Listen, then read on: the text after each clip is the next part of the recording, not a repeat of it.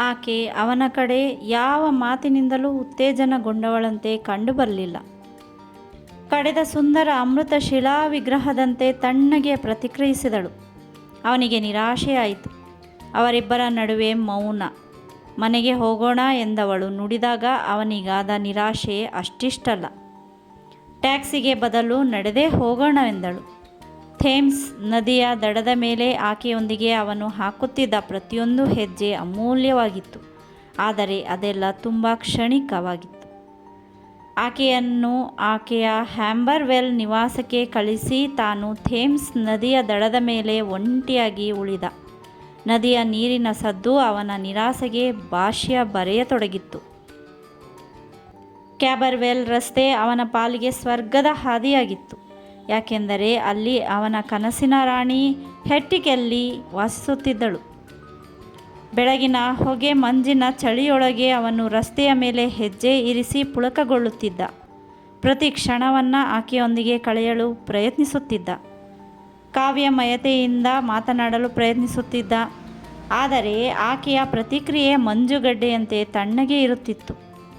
ಅವನ ಹಾರಾಟ ಅರ್ಥ ಮಾಡಿಕೊಂಡು ಅವಳ ನೀನು ನನ್ನಿಂದ ತುಂಬ ನಿರೀಕ್ಷಿಸುತ್ತೀ ಎಂದು ಹೇಳಿದಳು. 15 ವರ್ಷ ವಯಸ್ಸಿನ ಸುಂದರಿಯಾದ ನಾನು ನನಗಿಂತ ದೊಡ್ಡವನಾದ ನಿನ್ನನ್ನು ಹೇಗೆ ಪ್ರೀತಿಸಲಿ ಎಂದು ಮುಂದುವರಿದು ಹೇಳಿದಳು. ಆಕೆಯ ಪ್ರತಿಯೊಂದು ಮಾತು ಕೊಡಲಿ ಪೆಟ್ಟಿಗಿಂತ ಆಘಾತಕಾರಿಯಾಗಿತ್ತು. ಆಕೆ ಮತ್ತು ತನ್ನ ನಡುವೆ ಅಂತರ ಹೆಚ್ಚುತ್ತಿದೆ ಎಂದುಕೊಂಡ.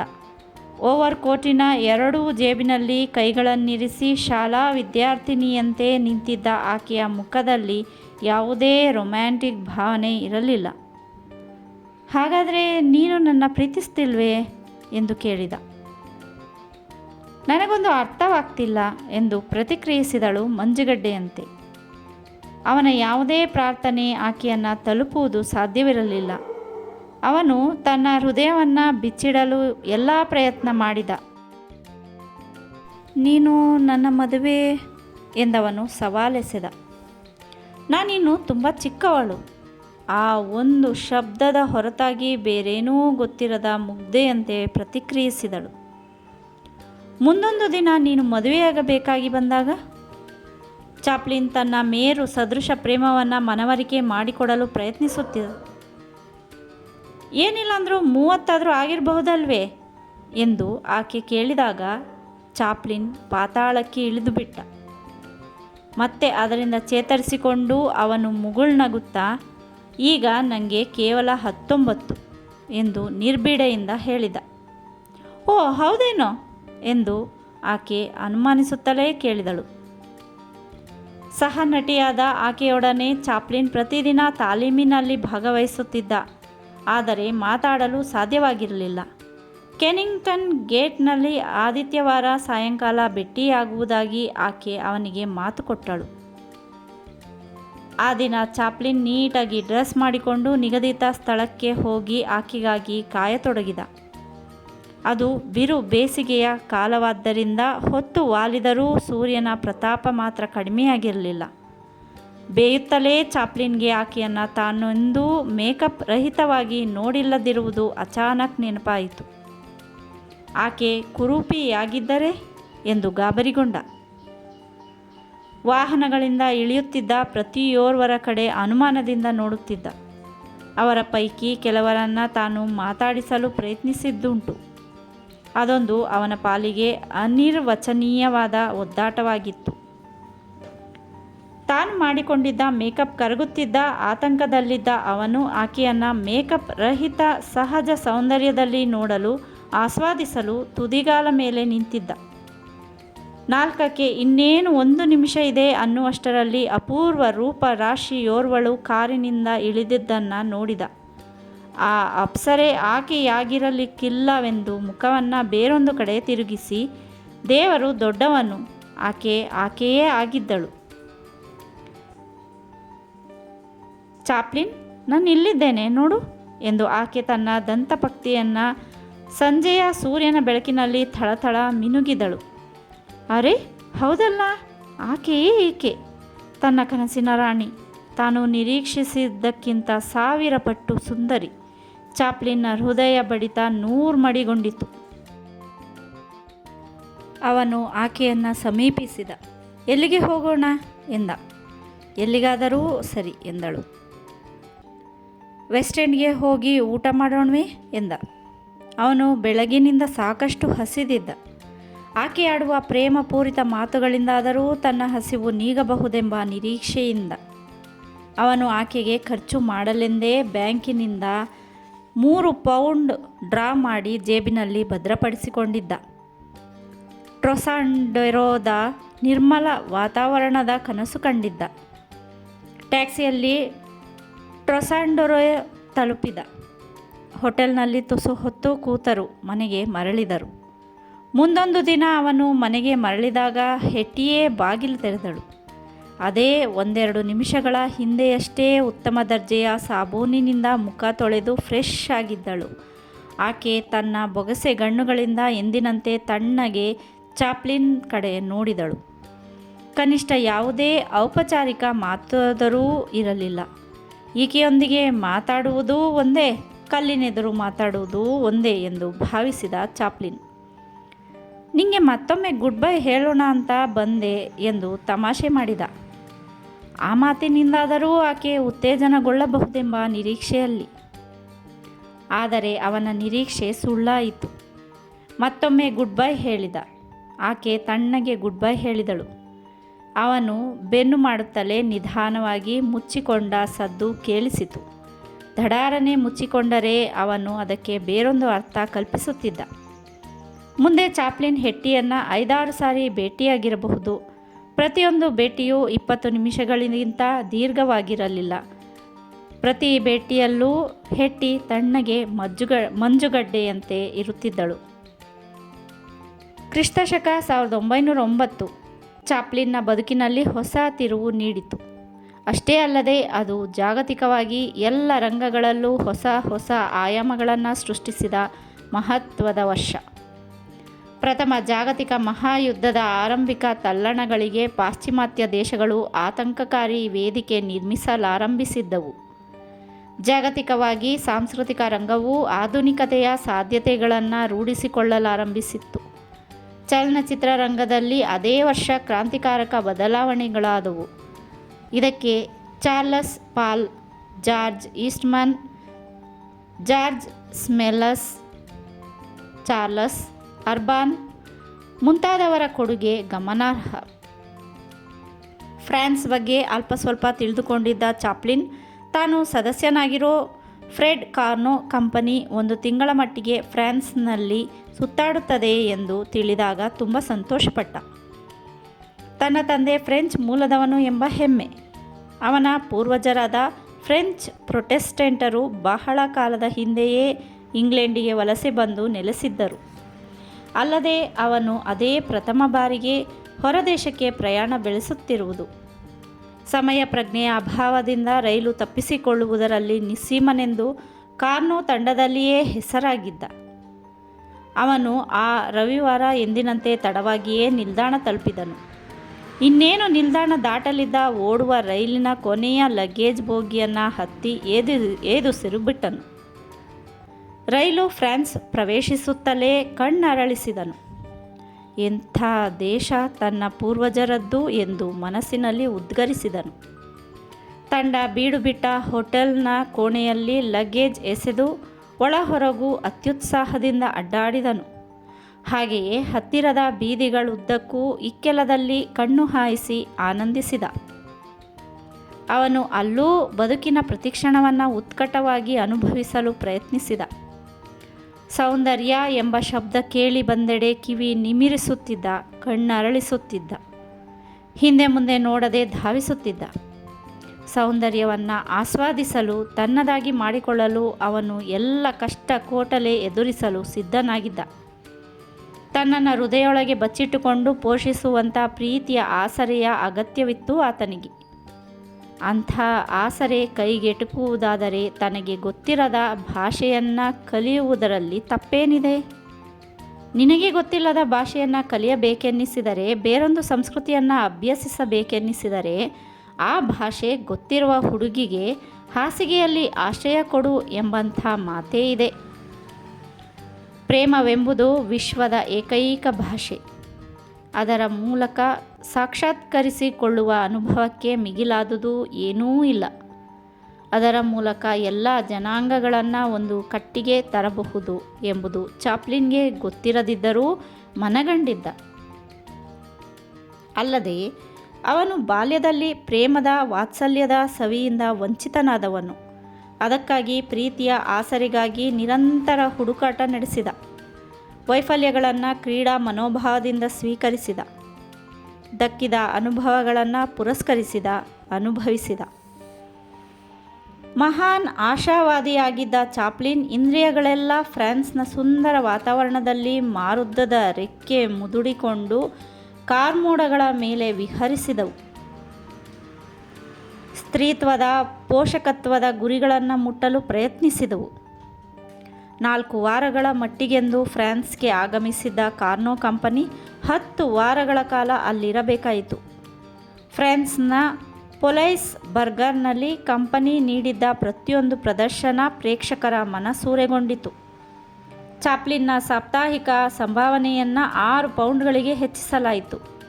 ಅವನು ವರ್ತಮಾನದ ಪ್ರತಿಯೊಂದು ಕ್ಷಣವನ್ನು ಉತ್ಕಟವಾಗಿ ಅನುಭವಿಸಲು ಆದಾಯದ ಪ್ರತಿಯೊಂದು ಪೈಸೆಯನ್ನೂ ಖರ್ಚು ಮಾಡುತ್ತಿದ್ದ. ಅವನದು ಅಂಥ ವಯಸ್ಸಾಗಿತ್ತು. ಅವನ ಆಕಾಂಕ್ಷೆಗಳು ಆ ಮಟ್ಟದಲ್ಲಿದ್ದವು.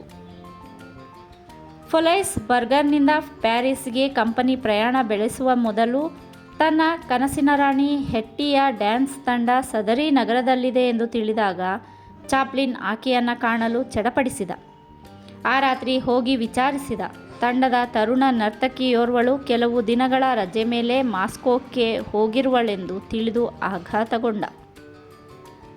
ಅವನು ಆ ಹುಡುಗಿಯಿಂದ ಮಾಹಿತಿ ಸಂಗ್ರಹಿಸುತ್ತಿದ್ದಾಗ, ಎಷ್ಟೋ ಧೈರ್ಯ ನಿಂಗೆ ಅಪರಿಚಿತ ಹುಡುಗಿಯರೊಂದಿಗೆ ಮಾತನಾಡಲಿಕ್ಕೆ ಎಂದು ಮಹಿಳೆಯೋರ್ವಳು ಬಂದು ತರಾಟೆ ತೆಗೆದುಕೊಂಡಳು. ಅದಕ್ಕೆ ಪ್ರತಿಯಾಗಿ ಚಾಪ್ಲಿನ್ ತಾನು ಹೆಟ್ಟಿ ಎಂಬ ಗೆಳತಿಯ ಬಗ್ಗೆ ತಿಳಿದುಕೊಳ್ಳಲು ಬಂದಿರುವುದಾಗಿ ಹೇಳಲು ಪ್ರಯತ್ನಿಸಿದ. ಆ ಮಧ್ಯವಯಸ್ಕ ಮಹಿಳೆ ಅವನ ಮಾತನ್ನು ಕಿವಿ ಮೇಲೆ ಹಾಕಿಕೊಳ್ಳಲಿಲ್ಲ. ಪರಪುರುಷನೊಂದಿಗೆ ಸಲಿಗೆಯಿಂದ ಮಾತನಾಡಬಾರದೆಂದು ತನ್ನ ಮಗಳು, ಅಂದರೆ ಹುಡುಗಿಯನ್ನು ಎಳೆದುಕೊಂಡು ಹೋದಳು.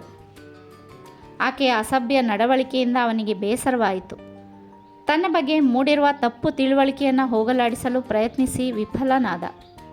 ಅವನು ಎಷ್ಟು ಚಾಣಾಕ್ಷ ಮತ್ತು ಉತ್ತಮ ಮಾತುಗಾರನಿದ್ದನೆಂದರೆ ಅದೇ ಮಹಿಳೆಯ ಮನಸ್ಸನ್ನು ಮುಂದೆ ತನ್ನ ಪರವಾಗಿ ಪರಿವರ್ತಿಸಿಕೊಂಡ.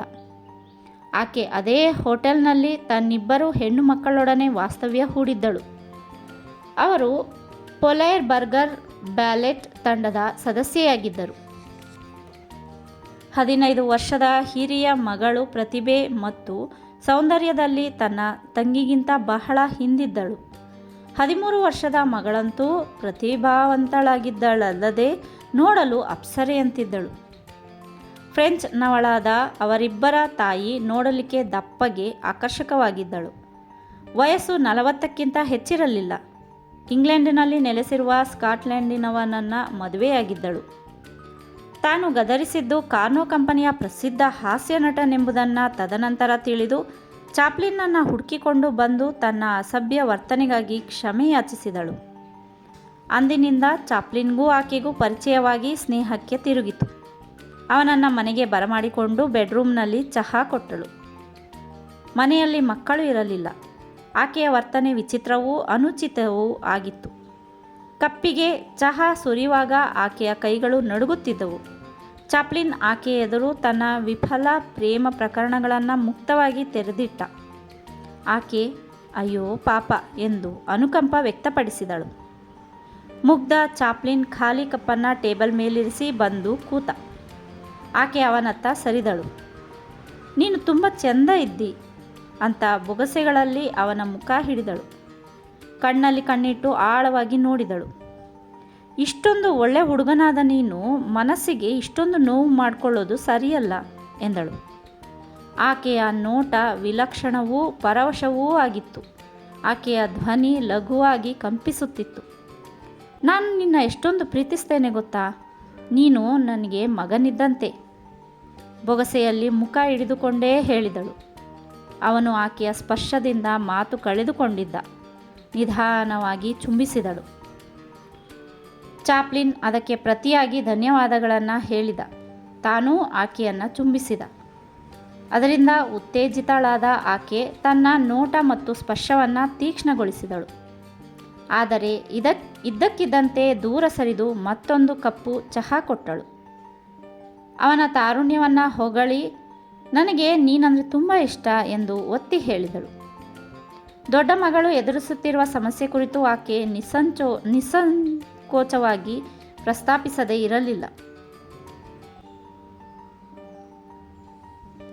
ಚಾಪ್ಲಿನ್ ಮತ್ತು ಅವರೆಲ್ಲ ಒಂದು ಲಾಡ್ಜ್ನಲ್ಲಿ ಇದ್ದುದರಿಂದ ಅವರ ನಡುವೆ ಸಲಿಗೆ ಬೆಳೆಯಿತು. ಅವನನ್ನು ಆಕೆ ರಾತ್ರಿಯ ಊಟಕ್ಕೆ ಆಮಂತ್ರಿಸಿದಳು. ಅವನು ಹೋದ. ಎಂದಿನಂತೆ ಅದೇ ದೊಡ್ಡ ಬೆಡ್ರೂಮಿನಲ್ಲಿ ಊಟ ಮುಗಿಸಿ ತಾಯಿಗೂ ಮತ್ತವಳ ಮಗಳಿಗೂ ಗುಡ್ ನೈಟ್ ಹೇಳಿದ. ಹಿರಿಯ ಮಗಳು ಮಲಗಿದ್ದ ಚಿಕ್ಕ ಕೋಣೆ ಮೂಲಕವೇ ಅವನು ಹೊರಗೆ ಬರಬೇಕಿತ್ತು. ಆಗ ಅವಳು ಅವನನ್ನು ಬರಸೆಳೆದು ಕಣ್ಣು ಮಿಟುಕಿಸಿ ಬಾಗಿಲಿಗೆ ಚಿಲಕ ಹಾಕಿರಬೇಡ, ಮನೆಯವರೆಲ್ಲ ಮಲಗಿದ ಮೇಲೆ ಬರ್ತೇನೆ ಎಂದು ಪಿಸುಗುಟ್ಟಿದಳು. ಅಸಹ್ಯ ಪಟ್ಟುಕೊಂಡ ಚಾಪ್ಲಿನ್ ಆಕೆಯನ್ನು ಝಾಡಿಸಿ ಹಾಸಿಗೆ ಮೇಲೆ ತಳ್ಳಿ ಹೊರಗೆ ಬೀಸಿ ನಡೆದ. ಚಾಪ್ಲಿನ್ ಅದೇ ಲಾಡ್ಜ್ನಲ್ಲಿದ್ದಾಗಲೇ ಕುಟುಂಬದಲ್ಲಿ ವಿಚಿತ್ರ ಘಟನೆ ನಡೆಯಿತು. ಅದೆಂದರೆ ಆಕೆಯ ದೊಡ್ಡ ಮಗಳು ತಾಯಿಯ ತರಬೇತುದಾರ 60 ವರ್ಷದ ಜರ್ಮನನೊಂದಿಗೆ ಓಡಿ ಹೋದಳು. ಕುಡಿದ ಅಮಲಿನಲ್ಲಿ ಬಾಕ್ಸರ್ನನ್ನು ತಡವಿಕೊಂಡು ಮೇಲ್ದವಡೆಯ ಹಲ್ಲನ್ನು ಕಳೆದುಕೊಂಡ ಕಹಿ ಘಟನೆ ಹೊರತುಪಡಿಸಿದರೆ ಚಾಪ್ಲಿನ್ನ ಫ್ರಾನ್ಸ್ ಪ್ರವಾಸ ಯಶಸ್ವಿಯಾಯಿತೆಂದೇ ಹೇಳಬೇಕು. ಇಂಗ್ಲೆಂಡಿಗೆ ಮರಳಿದ ನಂತರ ಚಾಪ್ಲಿನ್ ಪ್ರತಿದಿನ ಫ್ರಾನ್ಸ್ನ ತನ್ನ ಅನುಭವಗಳನ್ನು ಮೆಲುಕು ಹಾಕುತ್ತಲೇ ಇದ್ದ. ಹ್ಯಾರಿ ವೆಲ್ಡನ್ ಮಾಡುತ್ತಿದ್ದ ಪಾತ್ರ ನಿರ್ವಹಿಸುವಂತೆ ಕಾರ್ನೋ ಲಂಡನ್ನ ಆಫೀಸಿನಿಂದ ಕರೆ ಬಂತು. ದಿ ಫುಟ್ಬಾಲ್ ಮ್ಯಾಚ್ ಜೊತೆಗೆ ಮಮ್ಮಿಂಗ್ ಯಶಸ್ಸು ಪಡೆದಲ್ಲಿ ತನಗಿಂತ ಅದೃಷ್ಟವಂತ ಯಾರೂ ಇರಲಿಕ್ಕಿಲ್ಲವೆಂದು ಹಿರಿ ಹಿಗ್ಗಿದ ಚಾಪ್ಲಿನ್ ತಾನು ಹುಟ್ಟಿ ಬೆಳೆದಿರುವ ತನ್ನ ಪ್ರೀತಿಯ ಲಂಡನ್ ನಗರದ ಪ್ರಮುಖ ಆಕ್ಸ್ಫರ್ಡ್ನಲ್ಲಿ ತನ್ನ ಅಭಿನಯದ ನಾಟಕದ ಪ್ರದರ್ಶನವೆಂದರೆ ಸಾಮಾನ್ಯ ಸಂಗತಿಯಲ್ಲ. ತನ್ನ ಸಂಭಾವನೆಯೂ ಸಾಕಷ್ಟು ಹೆಚ್ಚುವುದು ಚಾಪ್ಲಿನ್ ಅತ್ಯುತ್ಸಾಹದಿಂದ ಒಪ್ಪಿಕೊಂಡ. ಅವನ ಜೀವನದಲ್ಲಿ ಪ್ರಪ್ರಥಮ ಬಾರಿಗೆ ಅವನ ಭಾವಚಿತ್ರವನ್ನು ಭಿತ್ತಿ ಚಿತ್ರಗಳಲ್ಲಿ ಮುದ್ರಿಸಿ ಪ್ರಚಾರ ಕೊಡಲಾಯಿತು. ಭಲೆ ಹುಮ್ಮಸ್ಸಿನಿಂದಲಿದ್ದ ಚಾಪ್ಲಿನ್ ಕೇವಲ 1 ವಾರದ ತಾಲೀಮಿನಲ್ಲಿ ಹ್ಯಾರಿ ವೆಲ್ಡನ್ ವಹಿಸುತ್ತಿದ್ದ ಪಾತ್ರವನ್ನು ಹಸ್ತಗತ ಮಾಡಿಕೊಂಡ. ಆದರೆ ವಿಧಿಯು ಅವನ ವಿರುದ್ಧ ದಾಳ ಉರುಳಿಸಿತು. ಅವನು ಲ್ಯಾರಿಂಜೈಟಿಸ್ ಧ್ವನಿ ಪೆಟ್ಟಿಗೆಯ ಉರಿಯೂತದ ರೋಗದಿಂದ ನರಳತೊಡಗಿದ. ಜೊತೆಗೆ ಚಳಿಗೆ ಫ್ಲೂನಿಂದ ನರಳತೊಡಗಿದ. ಆದರೆ ಅವನು ಆ ಬಗ್ಗೆ ಯಾರಿಗೂ ಹೇಳದಿದ್ದರೂ ಎಲ್ಲರಿಗೂ ಗೊತ್ತಾಯಿತು, ಕಾರ್ನೋಗೂ ಸಹ. ಅವನನ್ನು ಕಾರ್ನೋ ತಂಡದಿಂದ ಹೊರಗಡೆ ಇರಿಸಿದನು. ಅಲ್ಲಿಂದ ಕೆಲ ದಿನಗಳವರೆಗೆ ಚಾಪ್ಲಿನ್ ಇನ್ಫ್ಲೂಯೆನ್ಸಾ ಮತ್ತು ಲ್ಯಾರಿಂಜೈಟಿಸ್ಗಳಂತಹ ಆಕ್ರಮಣಕ್ಕೆ ತುತ್ತಾಗಿ ನರಳಬೇಕಾಗಿ ಬಂತು. ಚಾಪ್ಲಿನ್ ತಾನು ಮುಂದೆಂದೂ ತನ್ನ ಕನಸಿನ ರಾಣಿ ಹೆಟ್ಟಿಯನ್ನು ನೋಡಬಹುದೆಂದು ಕನಸು ಮನಸ್ಸಿನಲ್ಲೂ ಯೋಚಿಸಿರಲಿಲ್ಲ. ಆದರೆ ಅವನು ಆಕೆಯನ್ನು ಕಲ್ಪಿಸಿಕೊಂಡು ಮನಸ್ಸಿನಲ್ಲಿ ಆರಾಧಿಸುತ್ತಿದ್ದ. ಪ್ರತಿಯೋರ್ವ ತರುಣಿಯಲ್ಲಿ ಆಕೆಯನ್ನು ಪ್ರದರ್ಶಿಸುವ ಪ್ರಯತ್ನ ಮಾಡುತ್ತಿದ್ದ. ಅನಾರೋಗ್ಯದಿಂದ ಅದೇ ತಾನೇ ಚೇತರಿಸಿಕೊಂಡಿದ್ದ ಚಾಪ್ಲಿನ್ ದೈಹಿಕವಾಗಿ ದುರ್ಬಲಗೊಂಡಿದ್ದ. ಕ್ಯಾಂಬರ್ವೆಲ್ ರಸ್ತೆಗೆ ಅಡ್ಡಾಡುತ್ತಾ ಹೋಗಿದ್ದ ಅವನಿಗೆ ಇದ್ದಕ್ಕಿದ್ದಂತೆ ಹೆಟ್ಟಿಯ ಮನೆ ನೆನಪಾಯಿತು. ಹೋಗಿ ನೋಡಿದ. ಆ ಖಾಲಿ ಮನೆ ಬಾಗಿಲ ಮೇಲೆ ಬಾಡಿಗೆಗೆ ಎಂಬ ಫಲಕವಿತ್ತು. ಅದರಿಂದ ಅವನ ಮನಸ್ಸಿನ ಮೇಲೆ ಯಾವುದೇ ಪರಿಣಾಮವಾಗಲಿಲ್ಲ. ನಿರುದ್ದೇಶ್ಯವಾಗಿ ಓಡಾಡುತ್ತಿದ್ದ ಅವನು ತನ್ನನ್ನು ಮಾತಾಡಿಸಿದ್ದು ಯಾರೋ ಅಪರಿಚಿತ ಹೆಣ್ಣಿರಬಹುದೆಂದು ತಿರುಗಿ ನೋಡಿದ. ಅಪ್ಸರೆಯಂತಿದ್ದ ತರುಣಿಯೋರ್ವಳು ತನ್ನತ್ತ ಬರುತ್ತಿರುವುದು ಕಂಡು ಅಚ್ಚರಿಗೊಂಡ. ವಿಚಿತ್ರವೆಂದರೆ ಆಕೆ ಹಟ್ಟಿಯಾಗಿದ್ದಳು. ಏನು ಚಾರ್ಲಿ, ಇಲ್ಲೇನು ಮಾಡ್ತಿದ್ದೀಯಾ? ಹಿಂದಿಗಿಂತ ಹೆಚ್ಚು ಆಕರ್ಷಕಳಾಗಿದ್ದ ಆಕೆಗೀಗ 17ರ ಹರೆಯ. ಆಕೆಯನ್ನು ನೋಡಿ ಚಾಪ್ಲಿನ್ಗೂ ಖುಷಿಯಾಯಿತು. ನಿನ್ನ ನೋಡಬೇಕೆಂದೇ ಬಂದಿದ್ದೆ ಎಂದವನು ತಮಾಷೆ ಮಾಡಿದ. ಗಗನ ಕುಸುಮ ಎಷ್ಟು ಸುಂದರವಿದ್ದರೇನು ಉಪಯೋಗ? ಹೆಟ್ಟಿ ಅವನನ್ನು ನಖಶಿಖಾ ಅಂತ ನೋಡಿದಳು. ಎಷ್ಟೊಂದು ಸೊರಗಿ ಹೋಗಿಬಿಟ್ಟಿದ್ದೀಯಾ ಚಾಪ್ಲಿನ್, ಯಾಕೆ? ಚಾಪ್ಲಿನ್ ಅನಾರೋಗ್ಯದಿಂದ ಅದೇ ತಾನೇ ಗುಣ ಹೊಂದಿರುವ ಬಗ್ಗೆ ವಿವರಿಸಿ ಹೇಳಿದ. ಆಕೆ ತನ್ನ ಸೌಂದರ್ಯಕ್ಕೆ ಸರಿಯಾಗಿ ಡ್ರೆಸ್ ಮಾಡಿಕೊಂಡಿದ್ದಳು. ಅದಿರಲಿ, ಏನು ಇಲ್ಲಿ ಎಂದ. ನಾನು ನನ್ನ ಮನೆಗೆ ಹೋಗ್ತಿದ್ದೆ, ಹಾಗೆ ನನ್ನ ಫ್ರೆಂಡ್ ಬರ್ತೀನಂದಿದ್ರು, ಕಾಯ್ತಿದ್ದೆ ಎಂದು ಕೋಮಲವಾಗಿ ನುಡಿದಳು. ನೀನು ಜೊತೆಗೆ ಬರಬಹುದಲ್ಲ ಎಂದಳು. ಬಹಳ ದಿನಗಳ ನಂತರ ಭೇಟಿಯಾಗಿರುವ ತನ್ನ ಕನಸಿನ ರಾಣಿಯ ಜೊತೆ ನಡೆಯುವುದೆಂದರೆ ತುಂಬ ಸೊಗಸು. ಚಾಪ್ಲಿನ್ ಕಾಲಿಗೆ ತೊಡರಿದ ಕೋಮಲ ಲತೆಯೊಡನೆ ಹೆಜ್ಜೆ ಹಾಕಿದ. ದಾರಿಯಲ್ಲಿ ಆಕೆ ತನ್ನ ಬದಲಾದ ಬದುಕಿನ ಬಗ್ಗೆ ವಿವರಿಸಿದಳು. ಆಕೆಯ ತಂಗಿ ಅಮೆರಿಕಾದ ಲಕ್ಷಾಧೀಶ್ವರ ಫ್ರ್ಯಾಂಕ್ನನ್ನ ಮದುವೆಯಾಗಿ ಸುಖವಾಗಿರುವುದರ ಬಗ್ಗೆ, ಬೆಳಗ್ಗೆ ಆಕೆ ಲಂಡನ್ನಿನಿಂದ ಪ್ರಯಾಣಿಸುತ್ತಿರುವ ಬಗ್ಗೆ, ತಾನು ಅವರನ್ನು ಬೀಳ್ಕೊಡಲಿರುವುದರ ಬಗ್ಗೆ ಸವಿವರವಾಗಿ ಹೇಳಿದಳು. ಆಕೆಯಲ್ಲಿ ಅದೇ ಮೊದಲಿನ ಮುಗ್ಧತೆ, ತಣ್ಣಗೆ ಮಾತುಗಳು. ಆ ಸಾಯಂಕಾಲ ಚಾಪ್ಲಿನ್ ಅವರ ಬೀಳ್ಕೊಡುಗೆಯ ಔತಣಕೂಟದಲ್ಲಿ ಭಾಗವಹಿಸಿದ್ದ. ಆಕೆ ತನ್ನ ಸಹೋದರನೊಂದಿಗೆ ಇಂಪಾಗಿ ಹಾಡಿದಳು. ವಿಲಾಸಮಯವಾಗಿ ನರ್ತಿಸಿದರೆ, ಛೇ ತಾನು ಅವಿವಾಹಿತನಾಗೇ ಉಳಿದರೆ. ಮನೆಗೆ ಹೋಗುವ ದಾರಿಯಲ್ಲಿ ಆಕೆಯೊಂದಿಗೆ ಅದೇ ತಣ್ಣಗೆ ಕೊರೆಯುವಂತಹ ಅನುಭವ. ಕವಿದಿದ್ದ ಬೇಸರ ತೊಲಗಲಿಲ್ಲ. ಅವನು ಆಕೆಯ ಸಂತೃಪ್ತ ಬದುಕಿನ ಬಗ್ಗೆ ಹೆಮ್ಮೆಯಿಂದ ಅಭಿನಂದನೀಯವಾಗಿ ಮಾತಾಡಿದ. ಆದರೆ ಅದು ಆಕೆಗೆ ಹಿಡಿಸಲಿಲ್ಲ. ಚಾರ್ಲಿ, ನನ್ನ ಬಗ್ಗೆ ಎಲ್ಲ ಗೊತ್ತಿರೋ ಥರ ಮಾತಾಡಬೇಡ. ನೀನು ಮಾತಾಡಿದರೆ ನನಗೆ ದುಃಖ ಆಗುತ್ತೆ ಎಂದು ದುಃಖದಿಂದ ಹೇಳಿದಳು. ಆಕೆಯ ಮಾತುಗಳಿಂದ ಚಾಪ್ಲಿನ್ ಒಳಗೊಳಗೆ ಖುಷಿಪಟ್ಟ. ತಾನು ಹಾಗೆ ಮಾತಾಡಬಾರದಿತ್ತು ಎಂದುಕೊಂಡ. ಕಾರ್ನೋ ಕಂಪನಿಯಿಂದ ಮಮ್ಮಿಂಗ್ ಬರ್ಡ್ ನಾಟಕದಲ್ಲಿ ಅಭಿನಯಿಸುವಂತೆ ಚಾಪ್ಲಿನ್ಗೆ ಕರೆ ಬಂತು. ದುಃಖದ ಸಂಗತಿ ಎಂದರೆ ಕೇವಲ 1 ತಿಂಗಳ ಕರಾರು. ದಿ ಫುಟ್ಬಾಲ್ ಮ್ಯಾಚ್ನ ಅವಕಾಶ ಕೈ ತಪ್ಪಿಹೋದ ದುಃಖ ಇನ್ನೂ ಮಾಸಿರಲಿಲ್ಲ. ಹ್ಯಾರಿ ವೆಲ್ಡನ್ ಸ್ಥಾನವನ್ನು ತಾನು ಸರಿಯಾಗಿ ನಿಭಾಯಿಸುವೆನೋ ಇಲ್ಲವೋ ಎಂಬ ಆತಂಕ.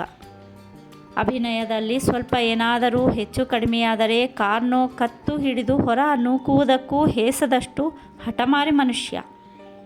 ಹ್ಯಾರಿ ವೆಲ್ಡನ್ ಉತ್ತಮ ಹಾಸ್ಯ ನಟ ಎಂಬುದರ ಬಗ್ಗೆ 2 ಮಾತಿರಲಿಲ್ಲ ಚಾಪ್ಲಿನ್ನ ಬಳಿ. ಆದರೆ ತಾನೂ ಅವನ ಮಟ್ಟ ತಲುಪುವುದರ ಬಗ್ಗೆ 2 ಮಾತು ಏಕೆ? ಆ ಪಾತ್ರ ನಿಭಾಯಿಸುವುದಾದರೆ ತನಗೇಕೆ ಹೆಚ್ಚಿನ ಸಂಭಾವನೆ ನಿಗದಿಪಡಿಸಬಾರದು ಎಂದು ಚಾಪ್ಲಿನ್ ಯೋಚಿಸಿದ್ದರಲ್ಲಿ ತಪ್ಪೇನೂ ಇರಲಿಲ್ಲ. ಆಗಲೇ ಅವನ ಬಗ್ಗೆ ಚಾಡಿ ಹೇಳಿ ಕಾರ್ನೋನ ಕಿವಿ ಚುಚ್ಚಿದ್ದರು. ಯಾರೋ ಏನೋ ಹೇಳಿಕೊಳ್ಳಲಿ, ತಾನು ತನಗೇ ಸಾಟಿ ಎಂಬ ಆತ್ಮವಿಶ್ವಾಸದಿಂದ ಚಾಪ್ಲಿನ್ ಕಾರ್ನೋನನ್ನು ಭೇಟಿಯಾಗಿ ಹ್ಯಾರಿ ವೆಲ್ಡನ್ ಸ್ಥಾನ ತುಂಬಲಿರುವ ತನ್ನ ಸಂಭಾವನೆಯನ್ನು ಪುನರ್ ವಿಮರ್ಶಿಸಬೇಕೆಂದು ಕೇಳಿಕೊಂಡ. ಇನ್ನೊಬ್ಬರ ಮನಸ್ಸನ್ನು ಅರಿತು ಮಾತಾಡಲರಿಯದ ಕಾರ್ನೋ ಮೂಲತಃ ವ್ಯಾವಹಾರಿಕ ಮನುಷ್ಯ. ಚಾಪ್ಲಿನ್ನಂಥ ನಟರಿರುವುದೇ ತನ್ನ ಕಂಪನಿಯಲ್ಲಿ ದುಡಿಯಲಿಕ್ಕೆ ಎಂದು ನಂಬಿದ್ದ ಆತ ಪ್ರತಿಭೆಯ ಬಗ್ಗೆ ತಲೆ ಕೆಡಿಸಿಕೊಳ್ಳುತ್ತಿರಲಿಲ್ಲ. ನಟನೆಂದರೆ ಪ್ರೇಕ್ಷಕನನ್ನು ರಂಜಿಸುವ ಒಂದು ಜೀವಂತ ವಸ್ತುವೆಂದೇ ಭಾವಿಸಿದ್ದ ಆತ. ಅಂಥ ಆತ ಚಾಪ್ಲಿನ್ನ ಸಂಭಾವನೆ ಏರಿಸೆಂದರೆ ಹೇಗೆ ಏರಿಸಿಯಾನು? ಹೋಗಯ್ಯ, ನೀನಿಲ್ದಿದ್ರೆ ನಿನ್ನಪ್ಪ ಎಂದು ಗತ್ತು ಹಾಕಲು ಪ್ರಯತ್ನಿಸಿದ್ದುಂಟು ಆತ. ಅಕ್ಕಿ ಮೇಲೆ ಆಸೆ, ನೆಂಟರ ಮೇಲೆ ಇಷ್ಟ ಎಂಬಂತೆ ಅವನು ಚಾಪ್ಲಿನ್ನ ಬೇಡಿಕೆಯನ್ನು ನಿರಾಕರಿಸಲೂ ಇಲ್ಲ. ಕೊನೆಗೆ ಚೌಕಾಸಿ ಮಾಡಿ ಚಾಪ್ಲಿನ್ನ ಸಾಪ್ತಾಹಿಕ ಸಂಭಾವನೆಯನ್ನು 6ಕ್ಕೆ ಏರಿಸಿ ಕರಾರು ಮಾಡಿಕೊಂಡ. ಚಾಪ್ಲಿನ್ ಕಾರ್ನೋಗೆ ಕೃತಜ್ಞತೆಗಳನ್ನು ಹೇಳಿ ಬಂದ.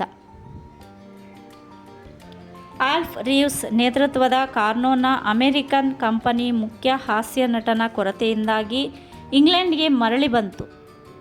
ಚಾಪ್ಲಿನ್ಗೆ ಆಸ್ಥಾನ ತುಂಬುವ ಅಮಿತೋತ್ಸಾಹ. ಅದೇ ಹೊತ್ತಿಗೆ ಅವರ ನಾಟಕ ಸ್ಕೇಟಿಂಗ್ ಬರ್ಮಿಂಗ್ ಹ್ಯಾಮ್ನಲ್ಲಿ ನಿರೀಕ್ಷೆಗೂ ಮೀರಿ ಯಶಸ್ಸು ಗಳಿಸಿತು. ಅದರಲ್ಲಿ ಅವನು ಮುಖ್ಯ ಪಾತ್ರಧಾರಿ. ಅದೇ ತಾನೇ ತಮ್ಮ ಬ್ರ್ಯಾಂಚ್ ಕಂಪನಿಗೆ ಆಗಮಿಸಿದ್ದ ರೀವ್ಸ್ ಚಾಪ್ಲಿನ್ನ ಅಭಿನಯವನ್ನು ಅಪಾರವಾಗಿ ಮೆಚ್ಚಿಕೊಂಡ. ಚಾಪ್ಲಿನ್ನಂತಹ ಪ್ರಮುಖ ಹಾಸ್ಯ ನಟನ ಅಗತ್ಯ ತಮ್ಮ ಅಮೆರಿಕನ್ ತಂಡಕ್ಕೆ ಅಗತ್ಯವಿರುವುದಾಗಿ ಮುಖ್ಯಸ್ಥ ಕಾರ್ನೋಗೆ ತಂತಿ ಮೂಲಕ ಸಂದೇಶ ಕಳಿಸಿದ. ಆದರೆ ಕಾರ್ನೋ ಚಾಪ್ಲಿನ್ನನ್ನು ಕೇಂದ್ರವಾಗಿಟ್ಟುಕೊಂಡು ಹೊಸ ನಾಟಕಗಳ ತಯಾರಿ ನಡೆಸಿದ್ದ. ಮುಖ್ಯವಾಗಿ ದಿ ಊವ್ಸ್ ಅನ್ನು ಇಲ್ಲಿ ಉಲ್ಲೇಖಿಸಬಹುದು. ಈ ಬಗ್ಗೆ ಕಾರ್ನೋ ಬ್ರಾಂಚ್ ಮ್ಯಾನೇಜರ್ ರೀವ್ಸ್ ಜೊತೆ ಸುದೀರ್ಘ ಚರ್ಚೆ ನಡೆಸಿ ತಮ್ಮ ದಿ ಊವ್ಸ್ ಎಂಬ ಹೊಸ ನಾಟಕವನ್ನು ಅಮೆರಿಕದಲ್ಲಿ ಆಡಿಸುವುದೆಂದು, ಅದರಲ್ಲಿ ಮುಖ್ಯ ಪಾತ್ರವನ್ನು ಚಾಪ್ಲಿನ್ ನಿರ್ವಹಿಸುವುದೆಂದು ತೀರ್ಮಾನಕ್ಕೆ ಬಂದ. ಆ ವಿಷಯ ತಿಳಿದ ಚಾಪ್ಲಿನ್ಗೆ ಅಪಾರ ಸಂತೋಷವಾಯಿತು. ಅಮೆರಿಕದ ಕಡೆ ಜಲ ಪ್ರಯಾಣ ಮಾಡುವ ಹಿಂದಿನ ರಾತ್ರಿ ಲಂಡನ್ನಿನ ಪ್ರಮುಖ ಬೀದಿಗಳಲ್ಲಿ ತಿರುಗಾಡಿದ. ಅಮೆರಿಕದಲ್ಲಿಯೇ ನೆಲೆಗೊಳ್ಳಬೇಕೆಂದು ಅಂತಿಮವಾಗಿ ನಿರ್ಧರಿಸಿದ್ದ. ನೆಂಟರಿಷ್ಟರ ಮಂದಿಯನ್ನು, ಆತ್ಮೀಯರನ್ನು ಕಂಡು ಆತ್ಮೀಯವಾಗಿ ಬೀಳ್ಕೊಳ್ಳುವಷ್ಟರಲ್ಲಿ ಅಷ್ಟು ಹೊತ್ತಾಯಿತು. ಆದರೆ ಅವನಿಗೆ ಸಿಡ್ನಿಗಾಗಿ ಕಾಯುತ್ತಾ ಕಾಲ ತಳ್ಳಲಾಗಲಿಲ್ಲ. ಅಮೆರಿಕದಿಂದ ವಿವರವಾಗಿ ಪತ್ರ ಬರೆದು ತಿಳಿಸುವುದಾಗಿ ಪತ್ರ ಬರೆದು ಟೇಬಲ್ ಮೇಲಿರಿಸಿ ಮನೆಗೆ ಬೀಗ ಹಾಕಿದ ಚಾರ್ಲಿ ಚಾಪ್ಲಿನ್. ದಿ ಟೈಟಾನಿಕ್ಸ್ನಲ್ಲಿ Leonardo DiCaprio I am the king of the world ಎಂದು ಗಟ್ಟಿಯಾಗಿ ಕೂಗುತ್ತಾನಲ್ಲ, ಅಂಥದೇ ಅನುಭವ ಕಾರ್ನೋ ತಂಡದೊಡನೆ ಹಡಗಿನಲ್ಲಿ ಅಮೆರಿಕದ ಕಡೆ ಮುಖ ಮಾಡಿದ್ದ ಚಾಪ್ಲಿನ್ಗೂ ಆಯಿತು. ವಾತಾವರಣ ಅವನ ಮನಸ್ಸಿಗಷ್ಟು ಆಹ್ಲಾದಕರವಾಗಿರಲಿಲ್ಲ. ಅವರು ಕೆನಡಾದ ಮೂಲಕ ನ್ಯೂ ಫೌಂಡ್ಲ್ಯಾಂಡ್ ಕಡೆ ಪ್ರಯಾಣಿಸಿದ್ದು ಕ್ಯಾಟಲ್ ಬೋಟ್ ಒಂದರಲ್ಲಿ. ಅಲ್ಲಿ ಕ್ಯಾಟಲ್ ಅಂದರೆ ದನಗಳಿಗೆ ಬದಲಾಗಿ ರ್ಯಾಟ್ ಎಂದರೆ ಇಲಿಗಳೇ ಅಸಂಖ್ಯಾತ ಸಂಖ್ಯೆಯಲ್ಲಿ ಇದ್ದವು. ಅವು ಪ್ರಯಾಣಿಕರಿಗೆ ವಿಪರೀತ ತೊಂದರೆ ಕೊಡುತ್ತಾ ತಮ್ಮ ಹಕ್ಕಿನ ಪರ ಹೋರಾಟ ನಡೆಸಿದ್ದವು. ಸೇಂಟ್ ಲಾರೆನ್ಸ್ ನದಿಯ ದಡದ ಮೇಲೆ ಹ್ಯಾಮ್ಲೆಟ್ನ ಭೂತ ವಿಹರಿಸುತ್ತಿರಬಹುದೆಂದು ಚಾಪ್ಲಿನ್ ನಾಟಕೀಯವಾಗಿ ಕಲ್ಪಿಸಿಕೊಂಡ. ಕಾರ್ನೋ ತಂಡ ನ್ಯೂ ಫೌಂಡ್ಲ್ಯಾಂಡ್ ಮೂಲಕ ಸುಂದರ ನಗರವಾದ ಟೊರಂಟೊ ತಲುಪಿ ಅಲ್ಲಿ ರೈಲು ಹಿಡಿಯಿತು. ಸತತ 10-15 ದಿನಗಳ ಪ್ರಯಾಣದ ನಂತರ ಕಾರ್ನೋ ತಂಡ ರವಿವಾರ ಬೆಳಗ್ಗೆ 10 ಗಂಟೆಗೆ ಸರಿಯಾಗಿ ನ್ಯೂಯಾರ್ಕ್ನಲ್ಲಿ ಇಳಿಯಿತು. ನ್ಯೂಯಾರ್ಕ್ ಪ್ಯಾರಿಸ್ನಷ್ಟು ಸುಂದರ ನಗರ ಅಲ್ಲದಿದ್ದರೂ ಭಾರೀ ಕಟ್ಟಡಗಳ ವ್ಯಾಪಾರಿ ಕೇಂದ್ರವಂತೂ ಆಗಿತ್ತು. ಸುಂದರ ರಸ್ತೆಗಳ ಪಕ್ಕ ನಿರ್ಗತಿಕರು ಬಹುಸಂಖ್ಯೆಯಲ್ಲಿದ್ದರು.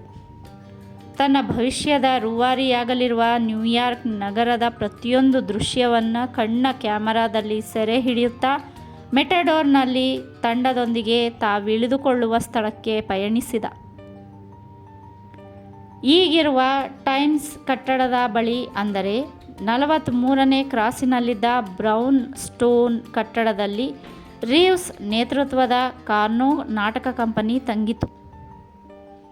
ಹಿಂಬದಿಯ ಕೋಣೆಯನ್ನು ಚಾಪ್ಲಿನ್ಗೆ ಒದಗಿಸಲಾಯಿತು. ಆ ಕೋಣೆ ಗಲೀಜಾಗಿದ್ದು ಅವನಿಗೆ ವಾಕರಿಕೆ ತಂದಿತು. ಅಲ್ಲದೆ ಇಂಗ್ಲೆಂಡಿನ ತಂಪಾದ ವಾತಾವರಣಕ್ಕೆ ಬದಲಾಗಿ ಅಲ್ಲಿ ಇಂಗ್ಲಿಷ್ ಮಾತನಾಡುತ್ತಿರಲಿಲ್ಲ. ಎಲ್ಲ ವಿಷಯದಲ್ಲೂ ಅವರು ಅವಸರದ ಮಂದಿಯಾಗಿದ್ದರು. ಆ ನಗರದ ಪ್ರತಿ ಬೀದಿಗಳಲ್ಲೂ ನಟರು, ವಿನೋದಗಾರರು, ಸರ್ಕಸ್ ಮಾಡುವವರು, ಮನೋರಂಜಕರು ಕಾಣಸಿಗುತ್ತಿದ್ದರು. Departmental stores, hotels, bar and ರೆಸ್ಟೋರೆಂಟ್ಗಳಿಲ್ಲದ ಬೀದಿಗಳೇ ಅಲ್ಲಿರಲಿಲ್ಲ.